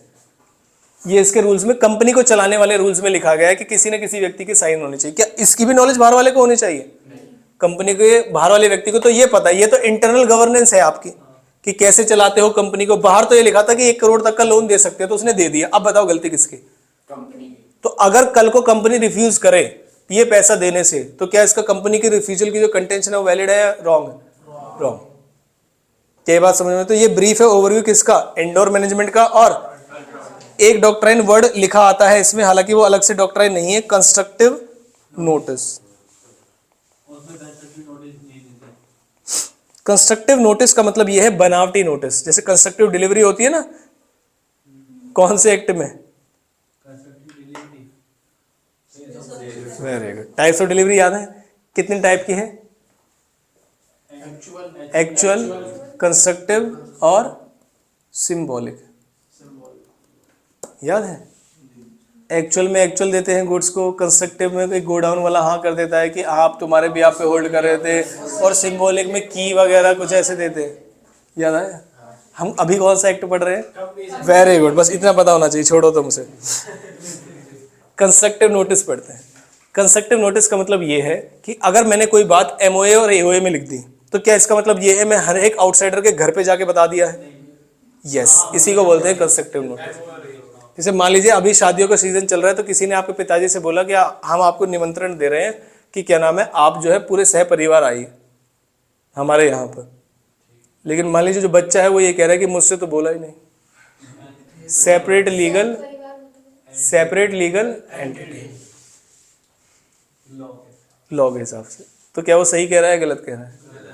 क्योंकि कंस्ट्रक्टिव नोटिस का मतलब क्या है कि अगर आपने किसी पर्सन को, जैसे ऐसा ना नोटिस टू एक्टिव पार्टनर, अगर एक्टिव पार्टनर को नोटिस दे दिया इसका मतलब आपने पूरी फर्म को और सभी पार्टनर्स को नोटिस दे दिया है। तो ऐसे ही अगर हमने कोई भी चीज एमओए और एओए में लिख दी है, तो इसका मतलब ये मान लीजिए कि जो भी पर्सन डील कर रहे हैं आउटसाइडर, उनके घर जाके मैंने बता दिया है कि मेरी कंपनी इन चीजों में डील कर सकती है। इसे बोलते हैं डॉक्ट्राइन ऑफ कंस्ट्रक्टिव नोटिस। तो क्या ये कंस्ट्रक्टिव नोटिस इंडोर मैनेजमेंट के लिए भी है कि मैं जो भी इंडोर मैनेजमेंट कर रहा हूं इसका मतलब ये है कि मैंने उनको भी घर जाके बता दिया है? नहीं। तो कंस्ट्रक्टिव नोटिस इंडोर मैनेजमेंट में अप्लाई होगा क्या? नहीं। लेकिन क्या अल्ट्रा वायर्स में अप्लाई हो जाएगा क्या? यस। क्या ऐसे ही समझ में आ गई? अब इसे पढ़ते हैं। मान लीजिए कि लिखा क्या हुआ है। पहले हम पढ़ेंगे इंडोर मैनेजमेंट। पढ़िए। Although outsider dealing with the company are suppose to have satisfied themselves about किस चीज की? Contractual capacity of the company and knowledge of MOA और ऑल्दो का मतलब यहां पर है हालांकि। ऑल्दो का मतलब क्या है? जब मैं इंडोर मैनेजमेंट लिख रहा था तो मुझे मेरी अंतरात्मा जानती थी कि बाहर वाले व्यक्ति को प्रोटेक्ट करना है और कंपनी को पनिश कराना है। लेकिन मैं ये कह रहा हूं कि बाहर वाले व्यक्ति, अगर तुम्हें एमओए और एओए की नॉलेज थी और इंडोर मैनेजमेंट में गड़बड़ हुई है तो हम तुम्हें लायबल नहीं ठहराएंगे। इसलिए हम बताते हैं कि although outsider dealing with the company are suppose to have satisfied themselves about किस चीज के लिए? Contractual capacity of the company and knowledge of MOA और AO, but they are fully entitled to presume क्या चीज? कंप्लायंस। किस चीज की compliance? With respect to regularity, with respect to internal procedures और प्रोसीड। तो आपको नॉलेज होनी चाहिए एमओए और एओए की, लेकिन आप फुल्ली एंटाइटल्ड टू प्रिज्यूम है, उसकी नॉलेज होने की जरूरत नहीं है। आप अजम्पशन ले सकते हैं कि जो भी काम कंपनी के अंदर चल रहा है वो बिल्कुल ठीक चल रहा है। क्या ये बात समझ में आई या नहीं? नहीं आई? आ गई? तो बताओ फिर जरा फिर से दोबारा से क्या है? Although outsider dealing with the company are supposed to have the satisfied themselves about contractual capacity of the company and knowledge of MOA or A. अगर आप वहां पे जाके ये भूल गए कि satisfy themselves about suppose, तो इसके चक्कर ये नहीं कि आप ये भी नहीं लिखेंगे knowledge of MOA, और आप इतना भी लिख सकते हैं outsider dealing with the company must have the knowledge of contractual capacity of the company and MOA, वो भी चल जाएगा, लेकिन आपने डेफिनेशन अच्छे से पढ़ी है तो आप अच्छे से लिखेंगे. But they are fully entitled to presume, किस चीज के लिए? Regularity and compliance. किस चीज को लेके? With respect to internal procedures and proceeding. उनकी नॉलेज होने की जरूरत नहीं है, उसकी हम अजम्पशन ले सकते हैं. क्या ये बात? जैसे मैं आज अजम्पशन ले लूं कि घर से कोई बच्चा पिट के नहीं आया और बिल्कुल सही स्टेट ऑफ माइंड में, क्या मैं फुल्ली एंटाइटल्ड टू प्रिज्यूम हूं? यस. आगे बात समझ में? आगे केस लॉ क्या है इसका? क्या ये याद रखेंगे आप? ये वाला केस लॉ याद रखेंगे. Also known as limitation of. ऊपर वाला जो डॉक्ट्राइन था वो क्या बताता? कंस्ट्रक्टिव नोटिस की तुम्हें एमओए और एओए की नॉलेज होनी चाहिए. इसे क्या बोलते हैं? Doctrine of constructive notice. लेकिन तुमको नॉलेज नहीं होने की जरूरत है किस चीज की? इंटरनल प्रोसीजर वगैरह की. तो ये क्या है? उसका लिमिटेशन है. किसका? कंस्ट्रक्टिव नोटिस का, कि ये हमें पता होने की जरूरत नहीं है. इसका दूसरा नाम है लिमिटेशन ऑफ कंस्ट्रक्टिव नोटिस. इसका एम क्या है? To protect the outsider against the company. And case law क्या है इसमें? Royal British Bank versus Turquand. ये जितनी एफर्ट हम कंसेप्ट और प्रोविजन लिखने में करेंगे उतने ही ज्यादा मार्क्स आएंगे.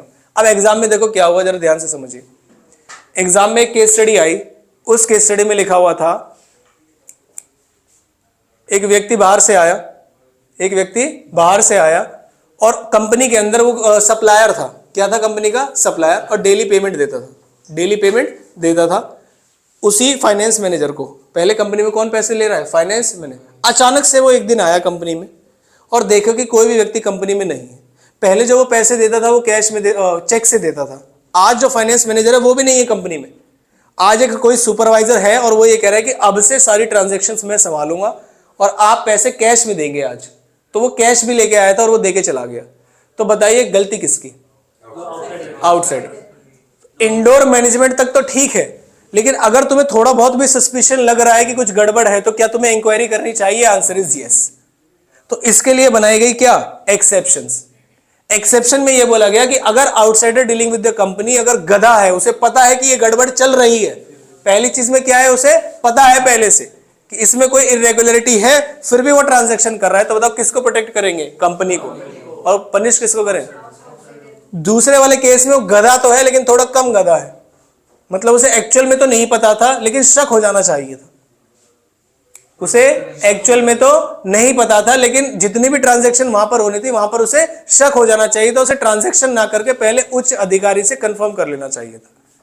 तो इसे बोलते हैं पहले केस में एक्चुअल और कंस्ट्रक्टिव नॉलेज ऑफ इरेगुलरिटी, और दूसरा सस्पिशन ऑफ इरेगुलरिटी, और लास्ट क्या है? फॉर्जरी, जिसे क्या बोलते हैं? नलिटी, और ये क्या होता है? वॉइड. तो इसे आप एज इट इज 2 लाइन में लिख देंगे, बात खत्म. क्या बात समझ में आई? तो पूरा बताइए डॉक्ट्राइन ऑफ इंडोर मैनेजमेंट में क्या लिखने वाले हैं आप? Although outsider dealing with the company are supposed to have them satisfied themselves about contractual capacity of the company and knowledge of MOA and AOA, but they are fully entitled to presume क्या चीज? regularity और compliance with respect to internal management या proceeding या procedures. आगे बात समझ. also known as limitation of constructive notice. इसका aim क्या है? To protect the outsider and punish the company. Case law क्या है? Royal British Bank versus Turquand. Exceptions का मतलब कौन किसको प्रोटेक्ट करेंगे, किसको पनिश? आउटसाइडर को प्रोटेक्ट नहीं करके क्या करेंगे? पनिश. और कंपनी को प्रोटेक्ट करेंगे. 3 एक्सेप्शंस है इसकी. पहला एक्चुअल और कंस्ट्रक्टिव नॉलेज ऑफ इरेगुलरिटी जो हो रही है वहां पर. दूसरा सस्पिशन. तीसरा क्या बात समझ आती है? अल्ट्रा वायर्स पढ़िए जरा फटाफट से, मैं पूछूंगा आपसे.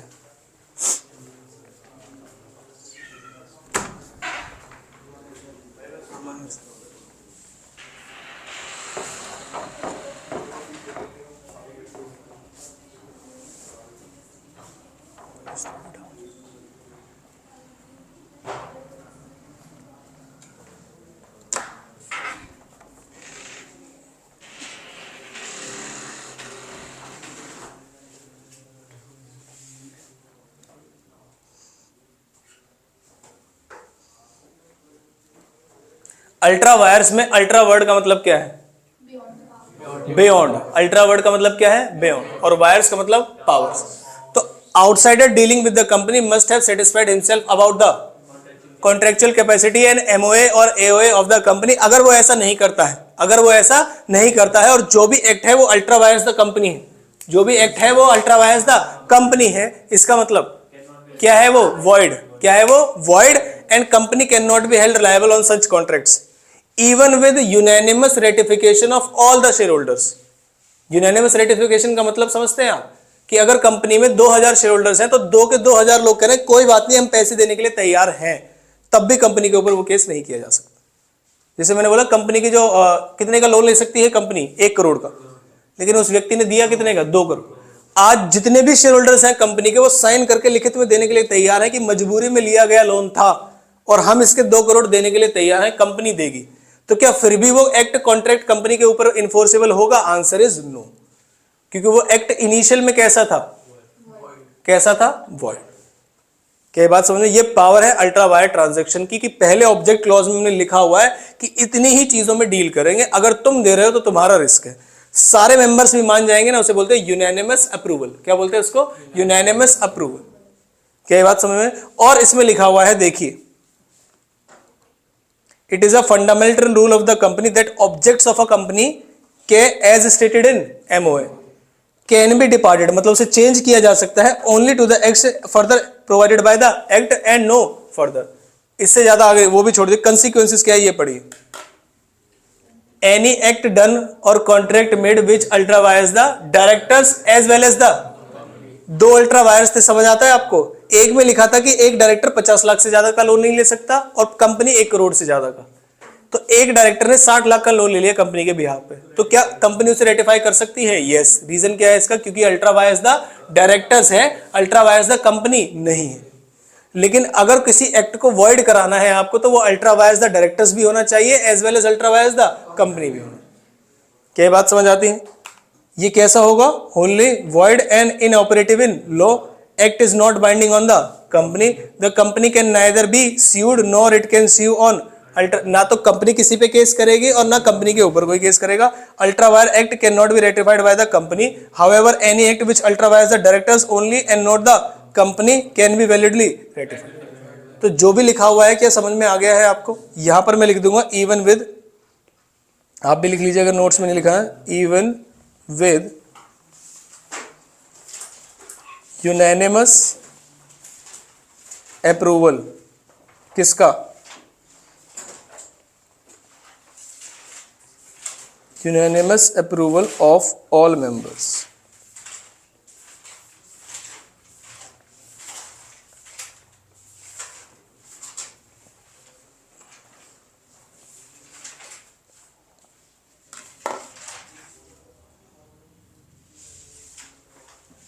जल्दी जल्दी।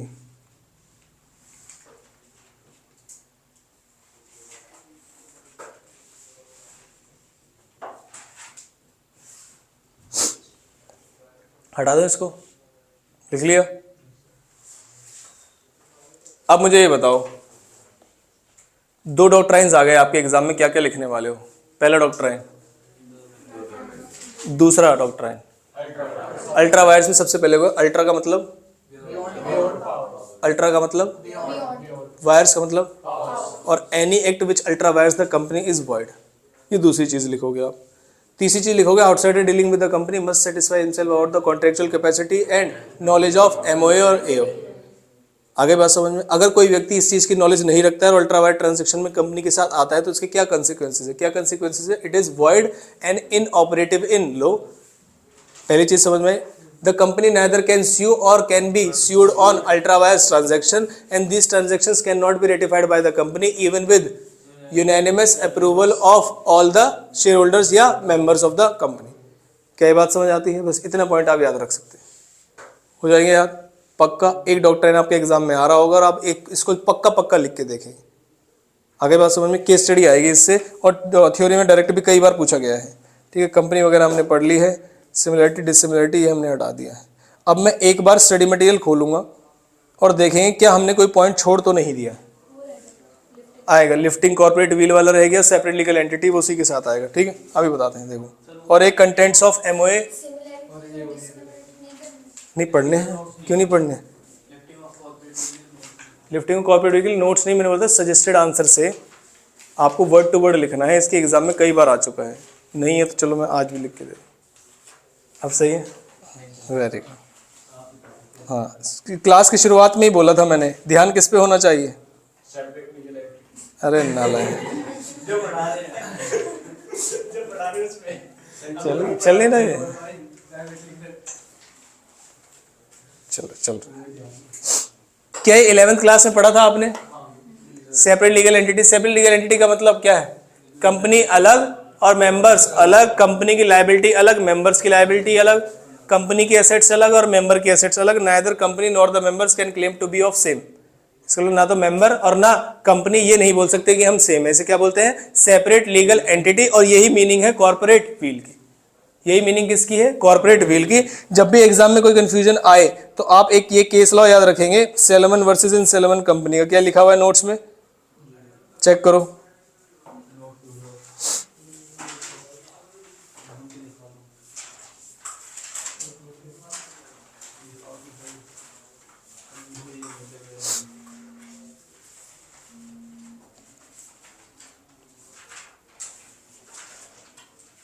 देखो ये वाला जो केस लॉ है आपका, ये एग्जाम में आया हुआ है, पढ़िए पहले इस केस लॉ को पढ़िए, छोड़ दीजिए उसको। नाम क्या है इसका? एक तो कीड़ा होता है और एक मकोड़ा होता है, तो इसका नाम क्या है? मकोड़ा। प्यार से रखा था इसकी मम्मी ने। देखते हैं। Was the holder of nearly all, all का मतलब सभी, except one share of timber company. तो एक टिम्बर कंपनी के उसने सारे शेयर खरीद लिए और कितना शेयर छोड़ दिया? बस एक। तो मैं मान लूं क्या कंपनी के पास सारी शेयर होल्डिंग उसी के पास है ऑलमोस्ट।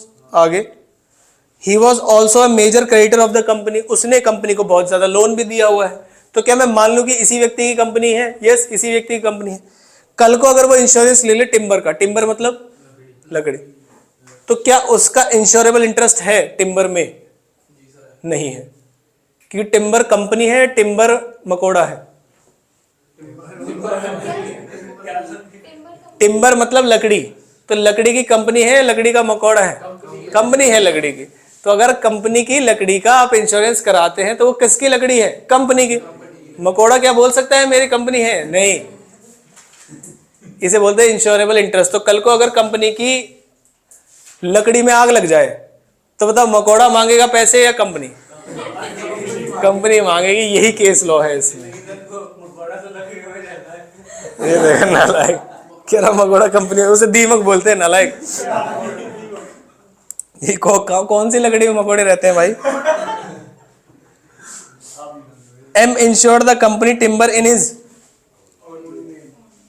एम का मतलब क्या है? ऐसे उन्हें खुद लिखते लिखते शर्म आ रही थी, तो मकोड़े ने कंपनी की लकड़ी का इंश्योरेंस ले लिया। किसके नाम पे? अपने नाम पे। क्या कर सकते हो तुम ऐसा? नहीं। The timber was lost in, आग लग गई, अब उसके हिसाब से तो मकोड़ा भी जल जाना चाहिए था। नहीं। M claimed insurance compensation. क्या हेल्ड किया गया बताओ? The insurance company was not liable to pay to him as no shareholder has any right in any of the property owned by the company for has no legal or equitable interest in them। तो किसी भी company की asset का अगर आप insurance कराते हैं as a share holder तो आप उसका पैसा नहीं ले पाएंगे, क्योंकि वो कंपनी की किसको बिलोंग करता है? कंपनी को। तो कंपनी उसका क्लेम लेगी, आप उसका क्लेम नहीं है, इवन इफ आपने अपने नाम पे भी कराया हुआ है इंश्योरेंस। तो इसे बोलते हैं principle of insurable interest. Class 11 में पढ़ा है प्रिंसिपल ऑफ इंश्योरेबल इंटरेस्ट। जैसे मान लीजिए आप अपनी कार का इंश्योरेंस करा सकते हैं, क्या मैं आपकी कार का इंश्योरेंस करा सकता हूं? रीजन क्या है इसका? Insurable interest. जैसे हस्बैंड वाइफ की लाइफ का इंश्योरेंस करा सकता है? हाँ, वाइफ का लाइफ इंश्योरेंस करा सकता है? करा सकता है। वाइफ हस्बैंड का करा सकती है? क्या हस्बैंड पड़ोसी की वाइफ का लाइफ इंश्योरेंस करा सकता है? नहीं करा सकता। उसे क्या बोलते हैं? Principle of insurable interest. क्या ये बात समझ आती है? ठीक। फिर नेक्स्ट कौन सा पॉइंट है?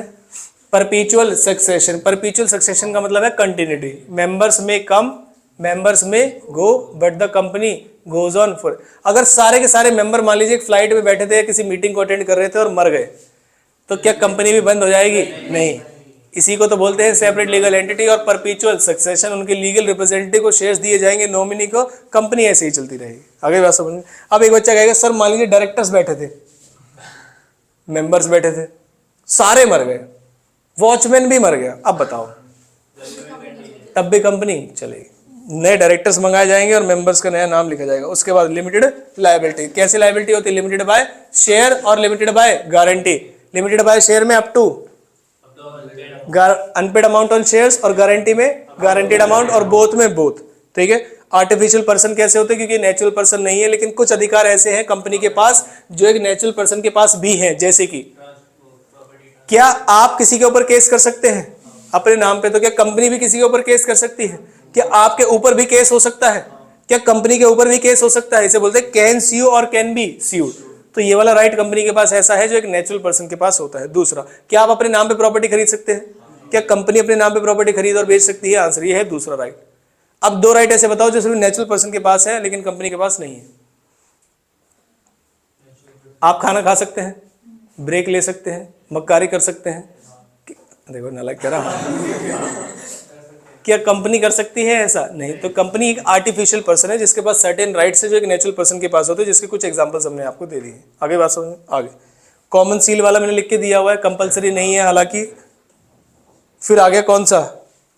Corporate wheel. क्या ये इंपॉर्टेंट है? यस, बहुत ज्यादा इंपॉर्टेंट है और एग्जाम में आता है। जब भी कॉर्पोरेट व्हील का मतलब आ जाए, कॉर्पोरेट का मतलब, व्हील का मतलब क्या है? पर्दा। वो पर्दा क्या बताता है बताओ? कौन कौन अलग है? सेपरेट लीगल एंटिटी का कंसेप्ट है। मेंबर्स अलग और कंपनी अलग। इसको मैं लास्ट में टेकअप करूंगा, पहले बाकी सारे प्रोविजंस बता दूं। ठीक है। टाइप्स ऑफ कंपनी हमने कर लिया है। यहां से आगे बढ़े हम। Paid up share capital, small company, वो सब कर लिया है। और सेक्शन 8 कंपनी भी कर लिया है।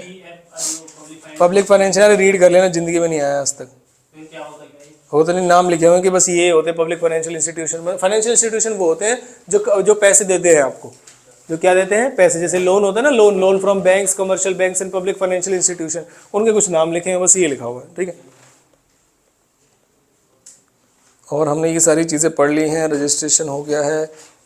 क्या ये कैपिटल आप एक बार रीड कर लेंगे अकाउंट्स में क्या होती है? ऑथराइज कैपिटल क्या होती है? उसके बाद issued, subscribed, called up, paid up. इसके बारे में पता होगा आपको, आज तक पूछी नहीं गई है लेकिन आप एक बार रीड कर लीजिएगा 2-3 लाइन। और उसके बाद शेयर्स हैं, इसमें कैसे शेयर होते हैं, वोटिंग राइट्स वगैरह क्या होते हैं। हम आ गए किस पे? इसका सेक्शन देखो क्या लिखा हुआ है आपने, 2 सबसेक्शन 56। मेमोरेंडम, डेफिनेशन पढ़े इसकी। ठीक है। डेफिनेशन क्या है सुनिए। Memorandum means memorandum of association of a company as originally framed और altered from time to time in pursuance with companies act और any other previous company law. मतलब एमओए एक ऐसा डॉक्यूमेंट है, चार्टर डॉक्यूमेंट है, मेन डॉक्यूमेंट है जो यहाँ पर ओरिजिनली बनाया गया था या फिर पिछले एक्ट से चल रहा है जो ओरिजिनली फ्रेम है लेकिन टाइम टू टाइम चेंज कर रहे हैं। दोबारा पढ़ो क्या लिखा हुआ है, पहली लाइन।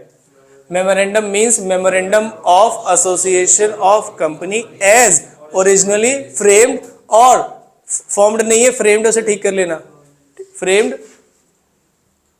और altered from time to time. तो जिसे ओरिजिनली पर्चा बनाया गया था एमओए के नाम से वो भी एमओए है, और जो पहले बना था लेकिन अब इसमें ऑल्टरेशन की है वो भी एमओए है। किसके अकॉर्डिंग बना है या किसके अकॉर्डिंग ऑल्टरेशन की होगी? जो कंपनीज एक्ट अभी चल रहा है या फिर any other previous company law. ये इसकी डेफिनेशन। क्या वर्ड टू वर्ड याद करने में कोई परेशानी? जल्दी से बताओ। पहला क्या है? Memorandum means memorandum of association of company, ये पहली लाइन। फिर ये कैसा पर्चा है? जो अभी बनाया है जो पहले बना था, तो एज ओरिजिनली फ्रेम्ड और altered from time to time. ये ऑल्टरेशन या बनना किसके हिसाब से होगा? कंपनीज एक्ट के हिसाब से या any other previous company law. बात खत्म। क्या बात समझ में? इसके बाद इसके कुछ कंटेंट्स है, बताओ क्या कंटेंट्स हैं। सबसे पहले आ गया, कहां पर लिखा है मैंने, इसमें नहीं है। सबसे पहले कौन सा क्लॉज होता है? नेम क्लॉज में क्या बताएंगे बताओ? कंपनी का क्या बताएंगे? नाम। क्या बताएंगे? कंपनी का नाम। इसमें लिखा नहीं है क्या? यस, पहला कौन सा है? नेम क्लॉज, जिसमें क्या बताएंगे हम? कंपनी का नाम, की कंपनी किस नाम से बनी। आगे बात समझे। अगर कंपनी प्राइवेट लिमिटेड है तो लास्ट में क्या लगाएगी? Private limited. अगर कंपनी पब्लिक लिमिटेड है तो क्या लगाएगी, सिर्फ लिमिटेड। प्राइवेट लिमिटेड और लिमिटेड लगाने का कंसेप्ट किसके ऊपर एप्लीकेबल नहीं है, सेक्शन 8 कंपनी, नालायको, सेक्शन 8 कंपनी। आगे बात समझ में, ये नेम क्लॉज है। दूसरा क्लॉज क्या है, ऑब्जेक्ट क्लॉज में क्या बताएगी कंपनी कि किस पर्पस के लिए बनी है और किन किन ऑब्जेक्ट्स में वो डील कर सकती है। आगे बात समझ में। एक क्लॉज होता है कौन सा, लायबिलिटी क्लॉज, जिसमें क्या बताएंगे कंपनी के मेंबर्स की लायबिलिटी लिमिटेड है या अनलिमिटेड है, और अगर लिमिटेड है तो लिमिटेड बाय शेयर है, लिमिटेड बाय गारंटी है या बोथ। आगे बात समझ में। एक रजिस्टर्ड ऑफिस क्लॉज है जिसमें क्या बताएंगे हम, परमानेंट एड्रेस रजिस्टर्ड ऑफिस का बताएंगे, और परमानेंट नहीं है तो कॉरेस्पॉन्डेंस एड्रेस बताएंगे। याद है आपको। एक है कैपिटल क्लॉज। कैपिटल क्लॉज का मतलब क्या है, जिसमें हम कंपनी की कैपिटल बताएंगे, अमाउंट, नंबर ऑफ शेयर्स और डिनोमिनेशन की एक शेयर कितने का है, और सब्सक्राइबर्स टू एमओए में कितने शेयर्स दिए गए उन लोगों को कम से कम वो बताएंगे। फिर एक क्लॉज होता है कौन सा, सब्सक्राइबर्स क्लॉज। सब्सक्राइबर क्लॉज का मतलब प्राइवेट कंपनी में कम से कम 2, पब्लिक कंपनी में कम से कम 7 उन लोगों ने साइन किए होने चाहिए रिटर्न में, और उनके नाम के सामने क्या लिखेंगे, कितने शेयर उन्होंने खरीदे हैं। याद है आपको। शॉर्ट में अगर नहीं लिखा हुआ तो मैं लिखवा दूंगा, ठीक है। फिर अल्ट्रा वायर्स हमने देख लिया है, और आर्टिकल्स पढ़ लीजिए एक बार। आर्टिकल्स के अंदर क्या होता है, पहला लाइन पढ़िए, आर्टिकल्स के अंदर क्या होता है। आर्टिकल्स के अंदर क्या होता है, रेगुलेशंस होते हैं। दूसरा क्या होता है इसके अंदर, मैटर्स होते हैं। तीसरा क्या होते हैं, प्रोविजन फॉर इंट्रेंचमेंट। इंट्रेंचमेंट वर्ड का मतलब क्या है बताओ, बताया था मैंने, याद करो।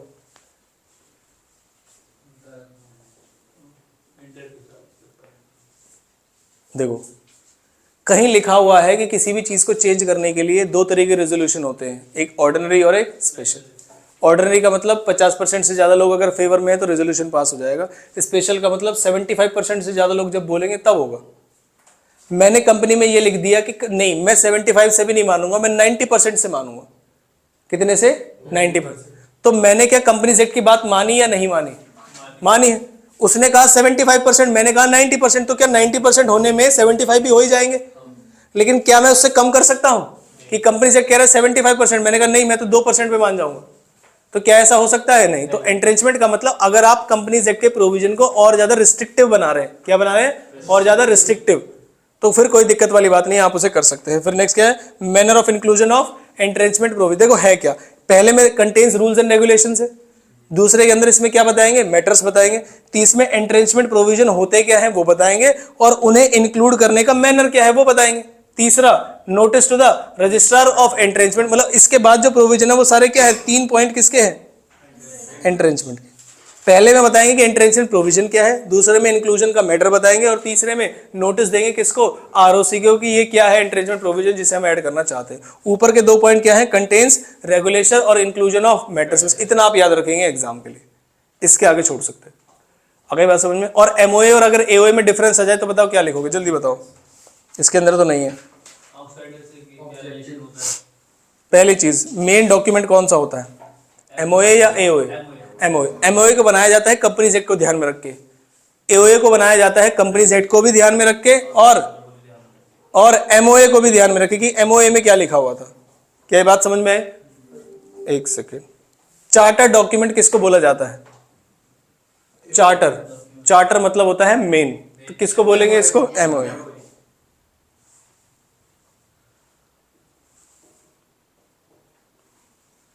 और यहां पर ये सारा प्रोविजन खत्म हो गया, जिसमें एक ही प्रोविजन रह गया, किसका, कॉर्पोरेट व्हील का। अब कॉर्पोरेट व्हील कहती क्या है जरा ये बताओ,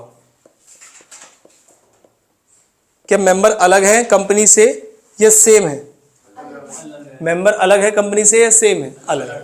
और लिफ्टिंग की बात करें तो हम इसका मतलब क्या कह रहे हैं कि मेंबर और कंपनी को सेम ठहराएंगे और मेंबर्स की लायबिलिटी रखेंगे, कंपनी की लायबिलिटी हटा देंगे। आगे बात समझ में। ऐसा किन किन केसेस में किया जाता है उसे बोलते हैं लिफ्टिंग ऑफ कॉर्पोरेट व्हील। तो हम आ गए हैं, जहां आ जाए मुझे तुरंत बता दीजिएगा कि ये चला गया है।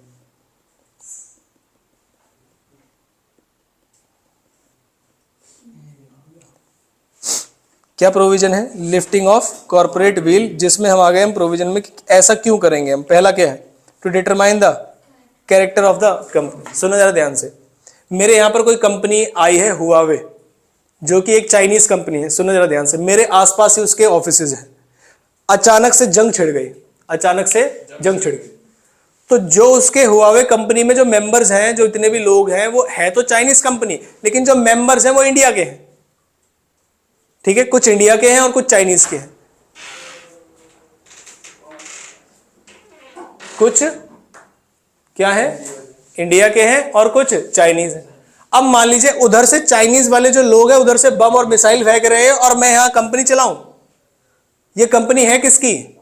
चाइनीज। तो क्या मैं मान लूं एनिमी कैरेक्टर है इसका, ये मेरी विरोधी कंपनी है, और क्या मैं डिसरिगार्ड कर दूं, सेपरेट लीगल एंटिटी बोल दूं चाइनीज कंपनी? ये नहीं बोल सकती कि हम है तो चाइनीज लेकिन मेंबर्स तो अलग है और कंपनी अलग है। क्या ऐसा बोल सकते हैं? क्या नहीं। तो कभी भी अगर वॉर चल रही है, वॉर के समय पे आप ये देखिए कि कंपनी की जो रूट्स है, जो जड़ है, वो कहां की है, और अगर वो चाइनीज कंपनी है तो कोर्ट डिसीजन क्या पास कर सकता है कि इस कंपनी को बंद करिए क्योंकि ये चाइनीज कंपनी है? Answer is yes.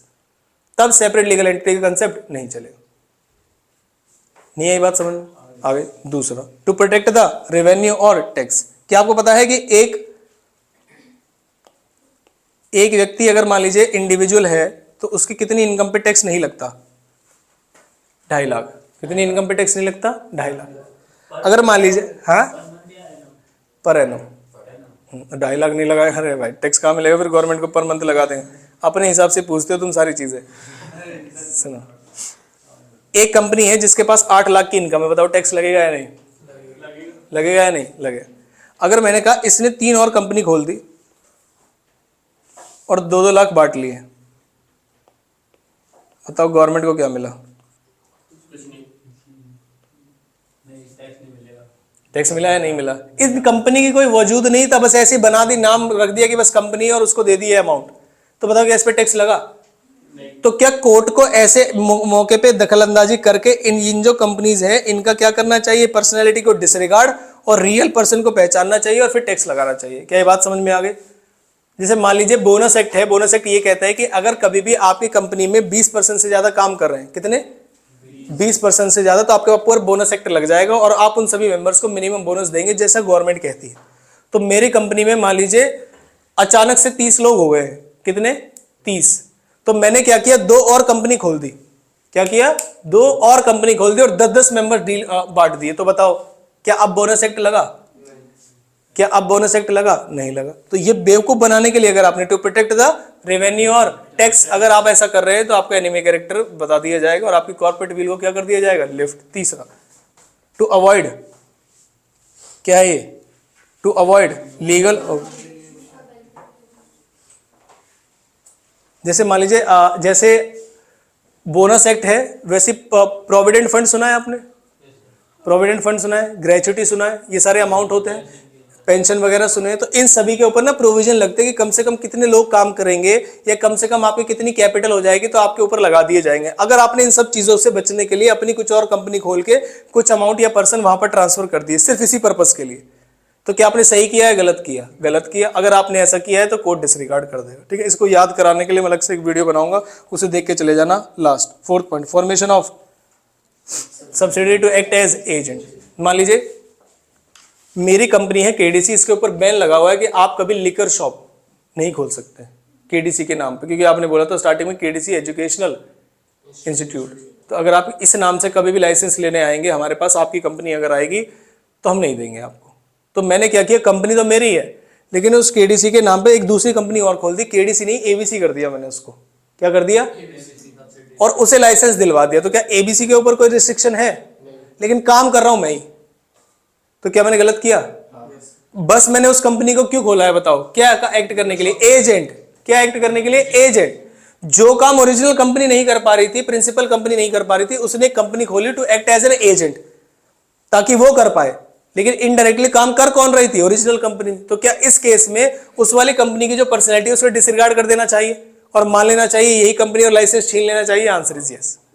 क्या बात समझ में आई? ये बस समझाने के लिए लिखना क्या है मैं बता दूंगा आपको। 5th point, company formed for fraud, और ये किसी भी कारण से आपने लॉ को धोखाधड़ी देने के लिए, ऊपर से सारे केस समझ में आए, उसके अलावा भी आपने किसी और फ्रॉड और इम्प्रॉपर कंडक्ट के लिए किया है तो भी आपकी पर्सनैलिटी को डिसरिगार्ड करके कंपनी और आपको एक मान लिया जाएगा। बस इतना पॉइंट आप याद रख सकते हैं। अब हम सीधा आगे क्वेश्चन पेपर पे। क्या आपने क्वेश्चंस देखे हैं आज तक? अरे नालायको, तुमसे पूछ रहा हूं।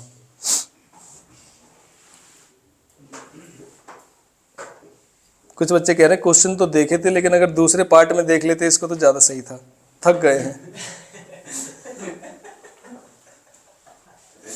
जैसे कि फर्स्ट का पॉइंट नंबर बी कितने मार्क्स का है? आप पढ़ के बताइए कौन से टॉपिक से है। क्या आपको दिख ही रहा है? रवि लिमिटेड हैज बोरोड कितना? 5 करोड़। कहां से? मुद्रा फाइनेंस लिमिटेड से। दिस डेप्ट इज अल्ट्रा वायर्स द। अब कितना लिखा था उसमें हमें नहीं पता, क्वेश्चन ने बता दिया अल्ट्रा वायर से। Examine whether the company is liable to pay this debt. क्या कंपनी लायबल है इस डेट को पे करने के लिए? नहीं। State the remedy if any available to Mudra finance. क्या कोई रेमेडी अवेलेबल है? नहीं, बेवकूफ है वो। फिर हम उसका प्रोविजन बताएंगे। क्या प्रोविजन बताएंगे? बताइए। Outsider dealing with the company must have satisfied himself about contractual capacity of the company and AOA. और क्योंकि ये जो मुद्रा फाइनेंस लिमिटेड है बेवकूफ है, इसलिए इसके पास कोई रेमेडी अवेलेबल नहीं। फिर इसके तो एक दो इफेक्ट बता देंगे हम। इफेक्ट क्या होता है कि जो ट्रांजैक्शन है वो क्या हो जाती है? वॉइड। जो अल्ट्रा वाइड ट्रांजैक्शन है वो क्या होती है? वॉइड। इसे रेटिफाई भी नहीं किया जा सकता और ये कंपनी के ऊपर इन्फोर्सेबल भी नहीं है। क्या बात समझ में? क्या 4 नंबर के लिए डाटा है आपके पास इसमें लिखने के लिए? ये तो फर्स्ट क्वेश्चन का कौन सा पार्ट? क्या सेकंड में चेक करूं? सेकंड में चेक करूं क्या? नहीं। फिर आगे थर्ड में क्या कोई दिख रहा है आपको? पार्टनरशिप, पार्टनरशिप और कॉन्ट्रैक्ट एक्ट। फिर फोर्थ क्वेश्चन में आ गए सेल्स ऑफ गुड एक्ट और partnership. Sales of good act और पार्टनरशिप तो इसमें भी नहीं मिला, तो सिर्फ किस में मिला? फर्स्ट में। लेकिन फिफ्थ में आ जाओ, कितने मार्क्स का? और खास बात पता है क्या है इसकी? अगर 60 नंबर का लॉ का पेपर आता है और आपको कंपनीज एक्ट नहीं आता तो मान के चलेगा 56 मार्क्स का पेपर देने जा रहे हैं। बताओ क्यों? क्योंकि फर्स्ट का जो बी पार्ट है वो कितने मार्क्स का है? 4 मार्क्स का और हमेशा कंपनी से आएगा। क्या बात समझ आती है? तो क्वेश्चन को पढ़िए क्या कह रहा है। Define OPC rules regarding OPC. और क्या इसे सेक्शन 8 कंपनी और प्राइवेट कंपनी में कन्वर्ट किया जा सकता है? ओपीसी को। क्या ओपीसी को सेक्शन 8 और प्राइवेट कंपनी में कन्वर्ट किया जा सकता है? सेक्शन 8 में नहीं, लेकिन किस में किया जा सकता है? प्राइवेट कंपनी में किया जा सकता है। ठीक है। कितना क्या कितने मार्क्स का है? अब बताओ मुझे, ओपीसी का बहुत सारा कुछ आता है और 6 मार्क्स का, तो मैं कितना लिखूं? सारा। वो अपने हिसाब से चेक कर लेगा, क्योंकि उसने बोला रूल्स बताओ सारे, तो किसके रिगार्डिंग वो नहीं पूछा, तो हम सारी चीजें बता देंगे इसके अंदर। ठीक है। और कोई क्वेश्चन क्या आपको दिख रहा है? यस। कौन सा? 6th का सी पार्ट कितने मार्क्स का? 3। तो कितने नंबर का हो गया टोटल, जरा जल्दी से बताओ। पहला 4, दूसरा 6 और तीसरा 3। Doctrine of limitation of doctrine of limitation का मतलब क्या है? आउटसाइडर को प्रोटेक्ट नहीं करा है। तो क्या मैं लिमिटेशन की जगह एक्सेप्शन पूछ लूं? क्या ये एक्सेप्शन ही पूछ रहा हूं? कितने केस है एक्सेप्शन के? कितने केस है? 3। एक्चुअल और कंस्ट्रक्टिव नॉलेज ऑफ इरेगुलरिटी, दूसरा सस्पिशन और तीसरा फोर्जरी। क्वेश्चन कितने मार्क्स का है? मुझसे क्या पूछा है? लिमिटेशंस। तो क्या मैं डायरेक्ट भी लिमिटेशन लिख दूंगा, 1-2 लाइन की एक्सप्लेनेशन लिख दूंगा, तब भी 3 मार्क्स मिल जाएंगे? Answer is yes. और अगर मैं 2 लाइन में कंसेप्ट बताना चाहूं कि इंडोर मैनेजमेंट का मतलब यह है कि इसमें आउटसाइडर को प्रोटेक्ट करते हैं और कंपनी को पनिश करते हैं, और एक्सेप्शन का मतलब है हम आउटसाइडर को पनिश करेंगे और कंपनी को प्रोटेक्ट करेंगे। अब मैं एक्सेप्शन लिखूं तो क्या ज्यादा सही रहेगा? लेकिन ये काम मैं तब करूंगा जब टाइम होगा। अगर एंड तक आते आते मुझे पता है मेरे पास टाइम कम है, तो फिर ये फालतू का काम नहीं, जो क्वेश्चन पूछ रहे हैं वो बता दे। आगे बात समझ में? नेक्स्ट बताओ कौन कौन सा क्वेश्चन नंबर देखूं? फर्स्ट का बी पार्ट, उसके बाद लास्ट के 2 क्वेश्चन में। ठीक है। तो फर्स्ट का बी पार्ट पढ़िए। कंपनी रजिस्टर्ड अंडर कौन सा? सेक्शन 8। कौन सी तारीख को? एंड ह्यूज प्रॉफिट आ रहे हैं उसको 31 मार्च 2018 में। ठीक है। अरे चल जा, ये देखो नालायक कौन है? हाँ कोई है पक्का।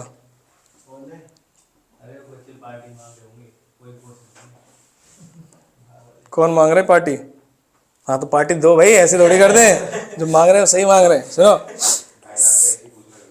हाँ 2.5 लाख का, हाँ महीने के बारे में पूछ रहे थे ना, तो पार्टी उसी के हिसाब से होनी चाहिए। ध्यान रखना, छोटे मोटे मत मान जाना।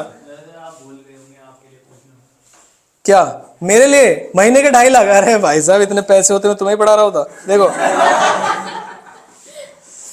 बहुत सारे प्रॉफिट्स कमा रहे हैं। कौन से साल के लिए?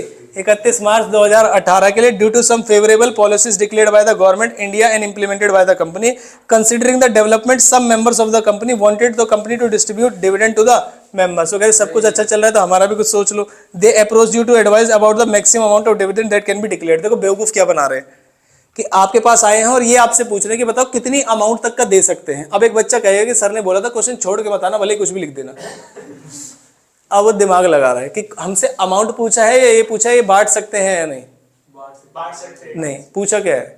Maximum amount. अब उससे अमाउंट पूछ रहे हैं, इसका मतलब तो ये है कि बांट तो सकते हैं। कई बात समझ में आई? तो बच्चा बेवकूफ बनाएगा एग्जामिनर को, जब ये नहीं पता कि एग्जामिनर ने ही तुम्हें बना दिया है, और जितना भी तुम बैठ के लिख रहे हो सब काटने वाला है ऐसे।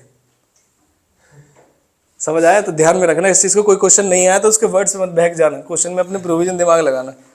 ठीक, examine the relevant provision and advise the members accordingly. कितने मार्क्स का है? 4 मार्क्स। में सेक्शन 8 की डेफिनेशन बताऊंगा कि ये सारे, अब आएगा मजा। देखो 7 बात बताइए जिसके जो ऑब्जेक्ट में लिखे होते हैं सेक्शन 8 कंपनी के।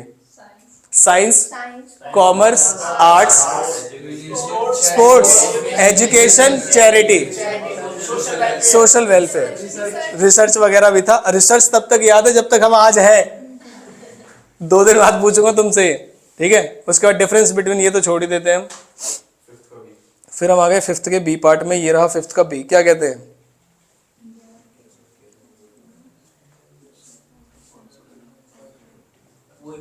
लिफ्टिंग ऑफ कॉर्पोरेट विल, जिसमें कोर्ट डिसरिगार्ड कर रहा है legal personality of the company को। ठीक है, उसके बाद 6th में लास्ट, ये देखो, जिसे पढ़ने से पहले ही मतलब, हाँ ये देखो, समझ रहे हो?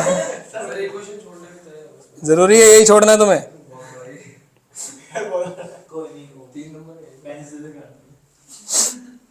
चलो फिर भी मुझे पढ़ के बताओ। मिस्टर एक्स ने परचेज किए गुड्स किससे?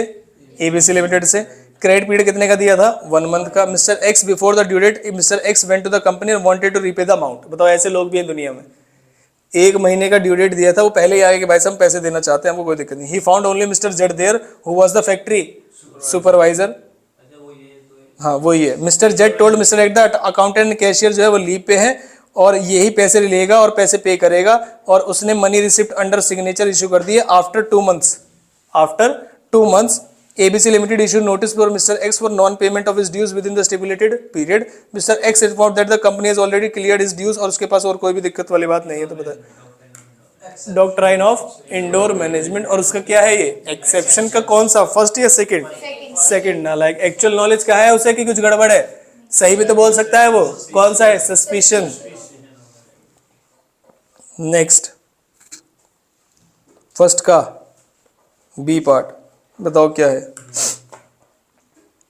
साउंड सिंडिकेट लिमिटेड कैसी कंपनी है? Public company. आर्टिकल्स में एम्पावर है मैनेजमेंट एजेंट को short term long term loan दोनों ले सकते हैं। ठीक है। मिस्टर क्या है ये बताओ? मिस्टर लाडले, मिस्टर लाडले है। ठीक है। Director of the company approaches easy finance limited a non banking financing company. Loan कितने का? 25 लाख का इन द नेम ऑफ कंपनी। ठीक है। लेंडर ने एग्री कर दिया, प्रोवाइड कर दिया। Letter on sound syndicate refuse to pay the amount borrowed on the pretext that no resolution authorising loan was passed. उनका लोन पास करने के लिए ना कुछ रेजोल्यूशन चाहिए होते जो कि पास नहीं किए गए थे हमारी कंपनी के। तो बताओ वो कंपनी सही कह रही है गलत कह रही है? भाई आपके आर्टिकल्स में लिखा हुआ है अमाउंट की ले सकते हैं लोन, और उसने लोन दे दिया है। आज कंपनी ये कह रही है कि लोन लेने से पहले आर्टिकल्स में ये भी लिखा हुआ था कि रेजोल्यूशन पास होना चाहिए, वो तो तुमने देखा ही नहीं।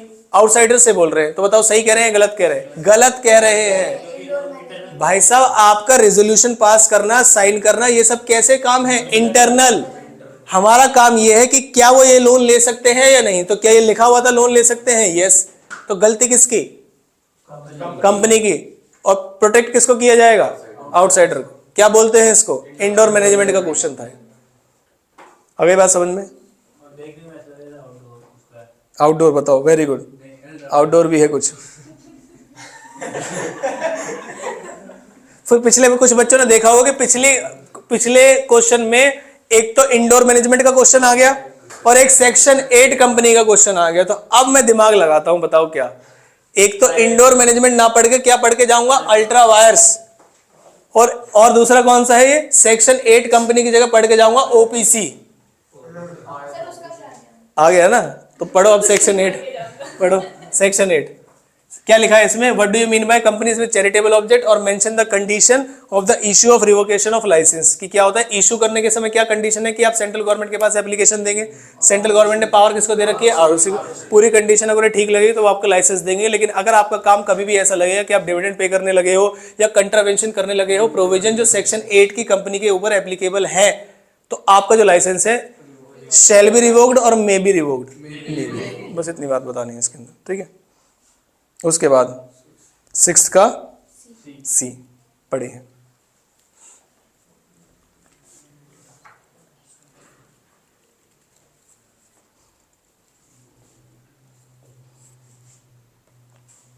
इस केस स्टडी को आप कितनी भी बार पढ़ लीजिए, जब तक आप साइड में एक डायग्राम नहीं बनाएंगे कौन सी कंपनी की बात कही जा रही है, क्योंकि ये सब्सिडरी और होल्डिंग कंपनी का है, तो इसमें एक से ज़्यादा कंपनी इन्वॉल्व है। देखिए कौन सी पहली कंपनी, पॉपुलर लिमिटेड कंपनी, और उसके पास कितने की कैपिटल है, तो पी एक कैपिटल कंपनी है जिसके पास कितने की कैपिटल है, 20 करोड़। 10 शेयर कैपिटल के पास 12 लाख शेयर्स है और 8 लाख प्रेफरेंस शेयर्स है। Delight product limited and happy product limited holds कितना, 2.5 लाख और 3 लाख शेयर्स रिस्पेक्टिवली, तो 2.5 लाख और 3 लाख, और टोटल शेयर कितने हैं, 12 लाख। क्या क्वेश्चन कराया हुआ है मैंने आपको, ये है 12 लाख और ये है 8 लाख। 8 लाख के प्रेफरेंस है, इक्विटी कितने के हैं, 12 लाख के। इस 12 लाख में से कितना बोला है उसने, 2.5 लाख और 3.5 लाख किसने किसने लिए हुए हैं, देखो कंपनी का नाम क्या है, डिलाइट और हैप्पी। तो डिलाइट ने लिए हुए हैं और हैप्पी ने लिए हुए, अब दोनों लिए हुए, तो टोटल मिला के कितने हो गए, टोटल मिला के कितने हो गए, एग्जैक्ट 6 लाख। आगे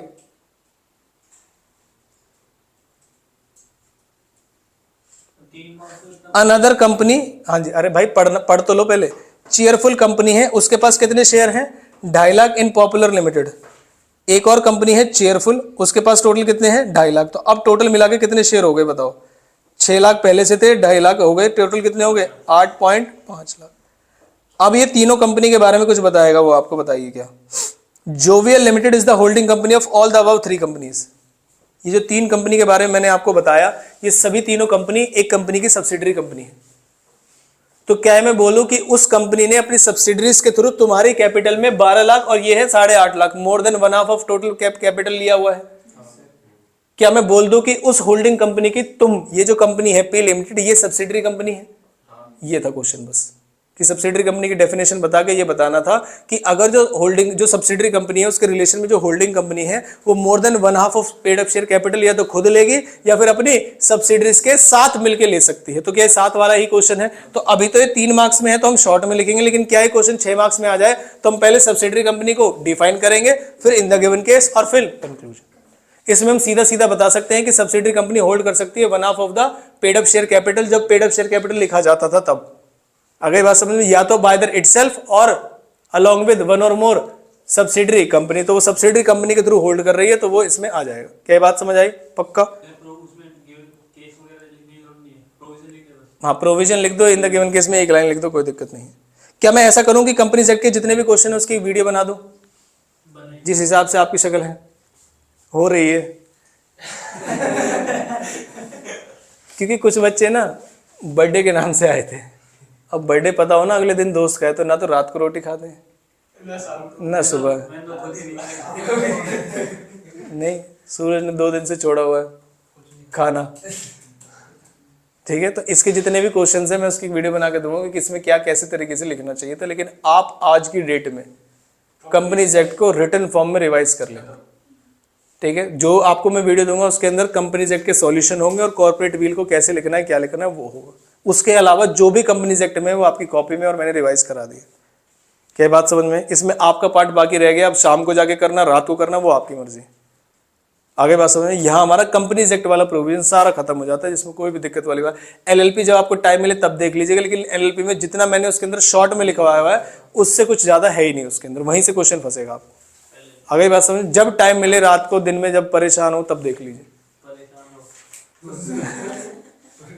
आगे बात समझ में, ठीक है। हाँ जी, जब परेशान का मतलब समझना कि क्वेश्चन कर रहे हैं सॉल्व नहीं हो रहा, मन नहीं कर रहा, तो अपने लगाओ कान में लीड और आराम से रिवाइज कर लो, ठीक है। बंद कर देना उसको। अब यहाँ पे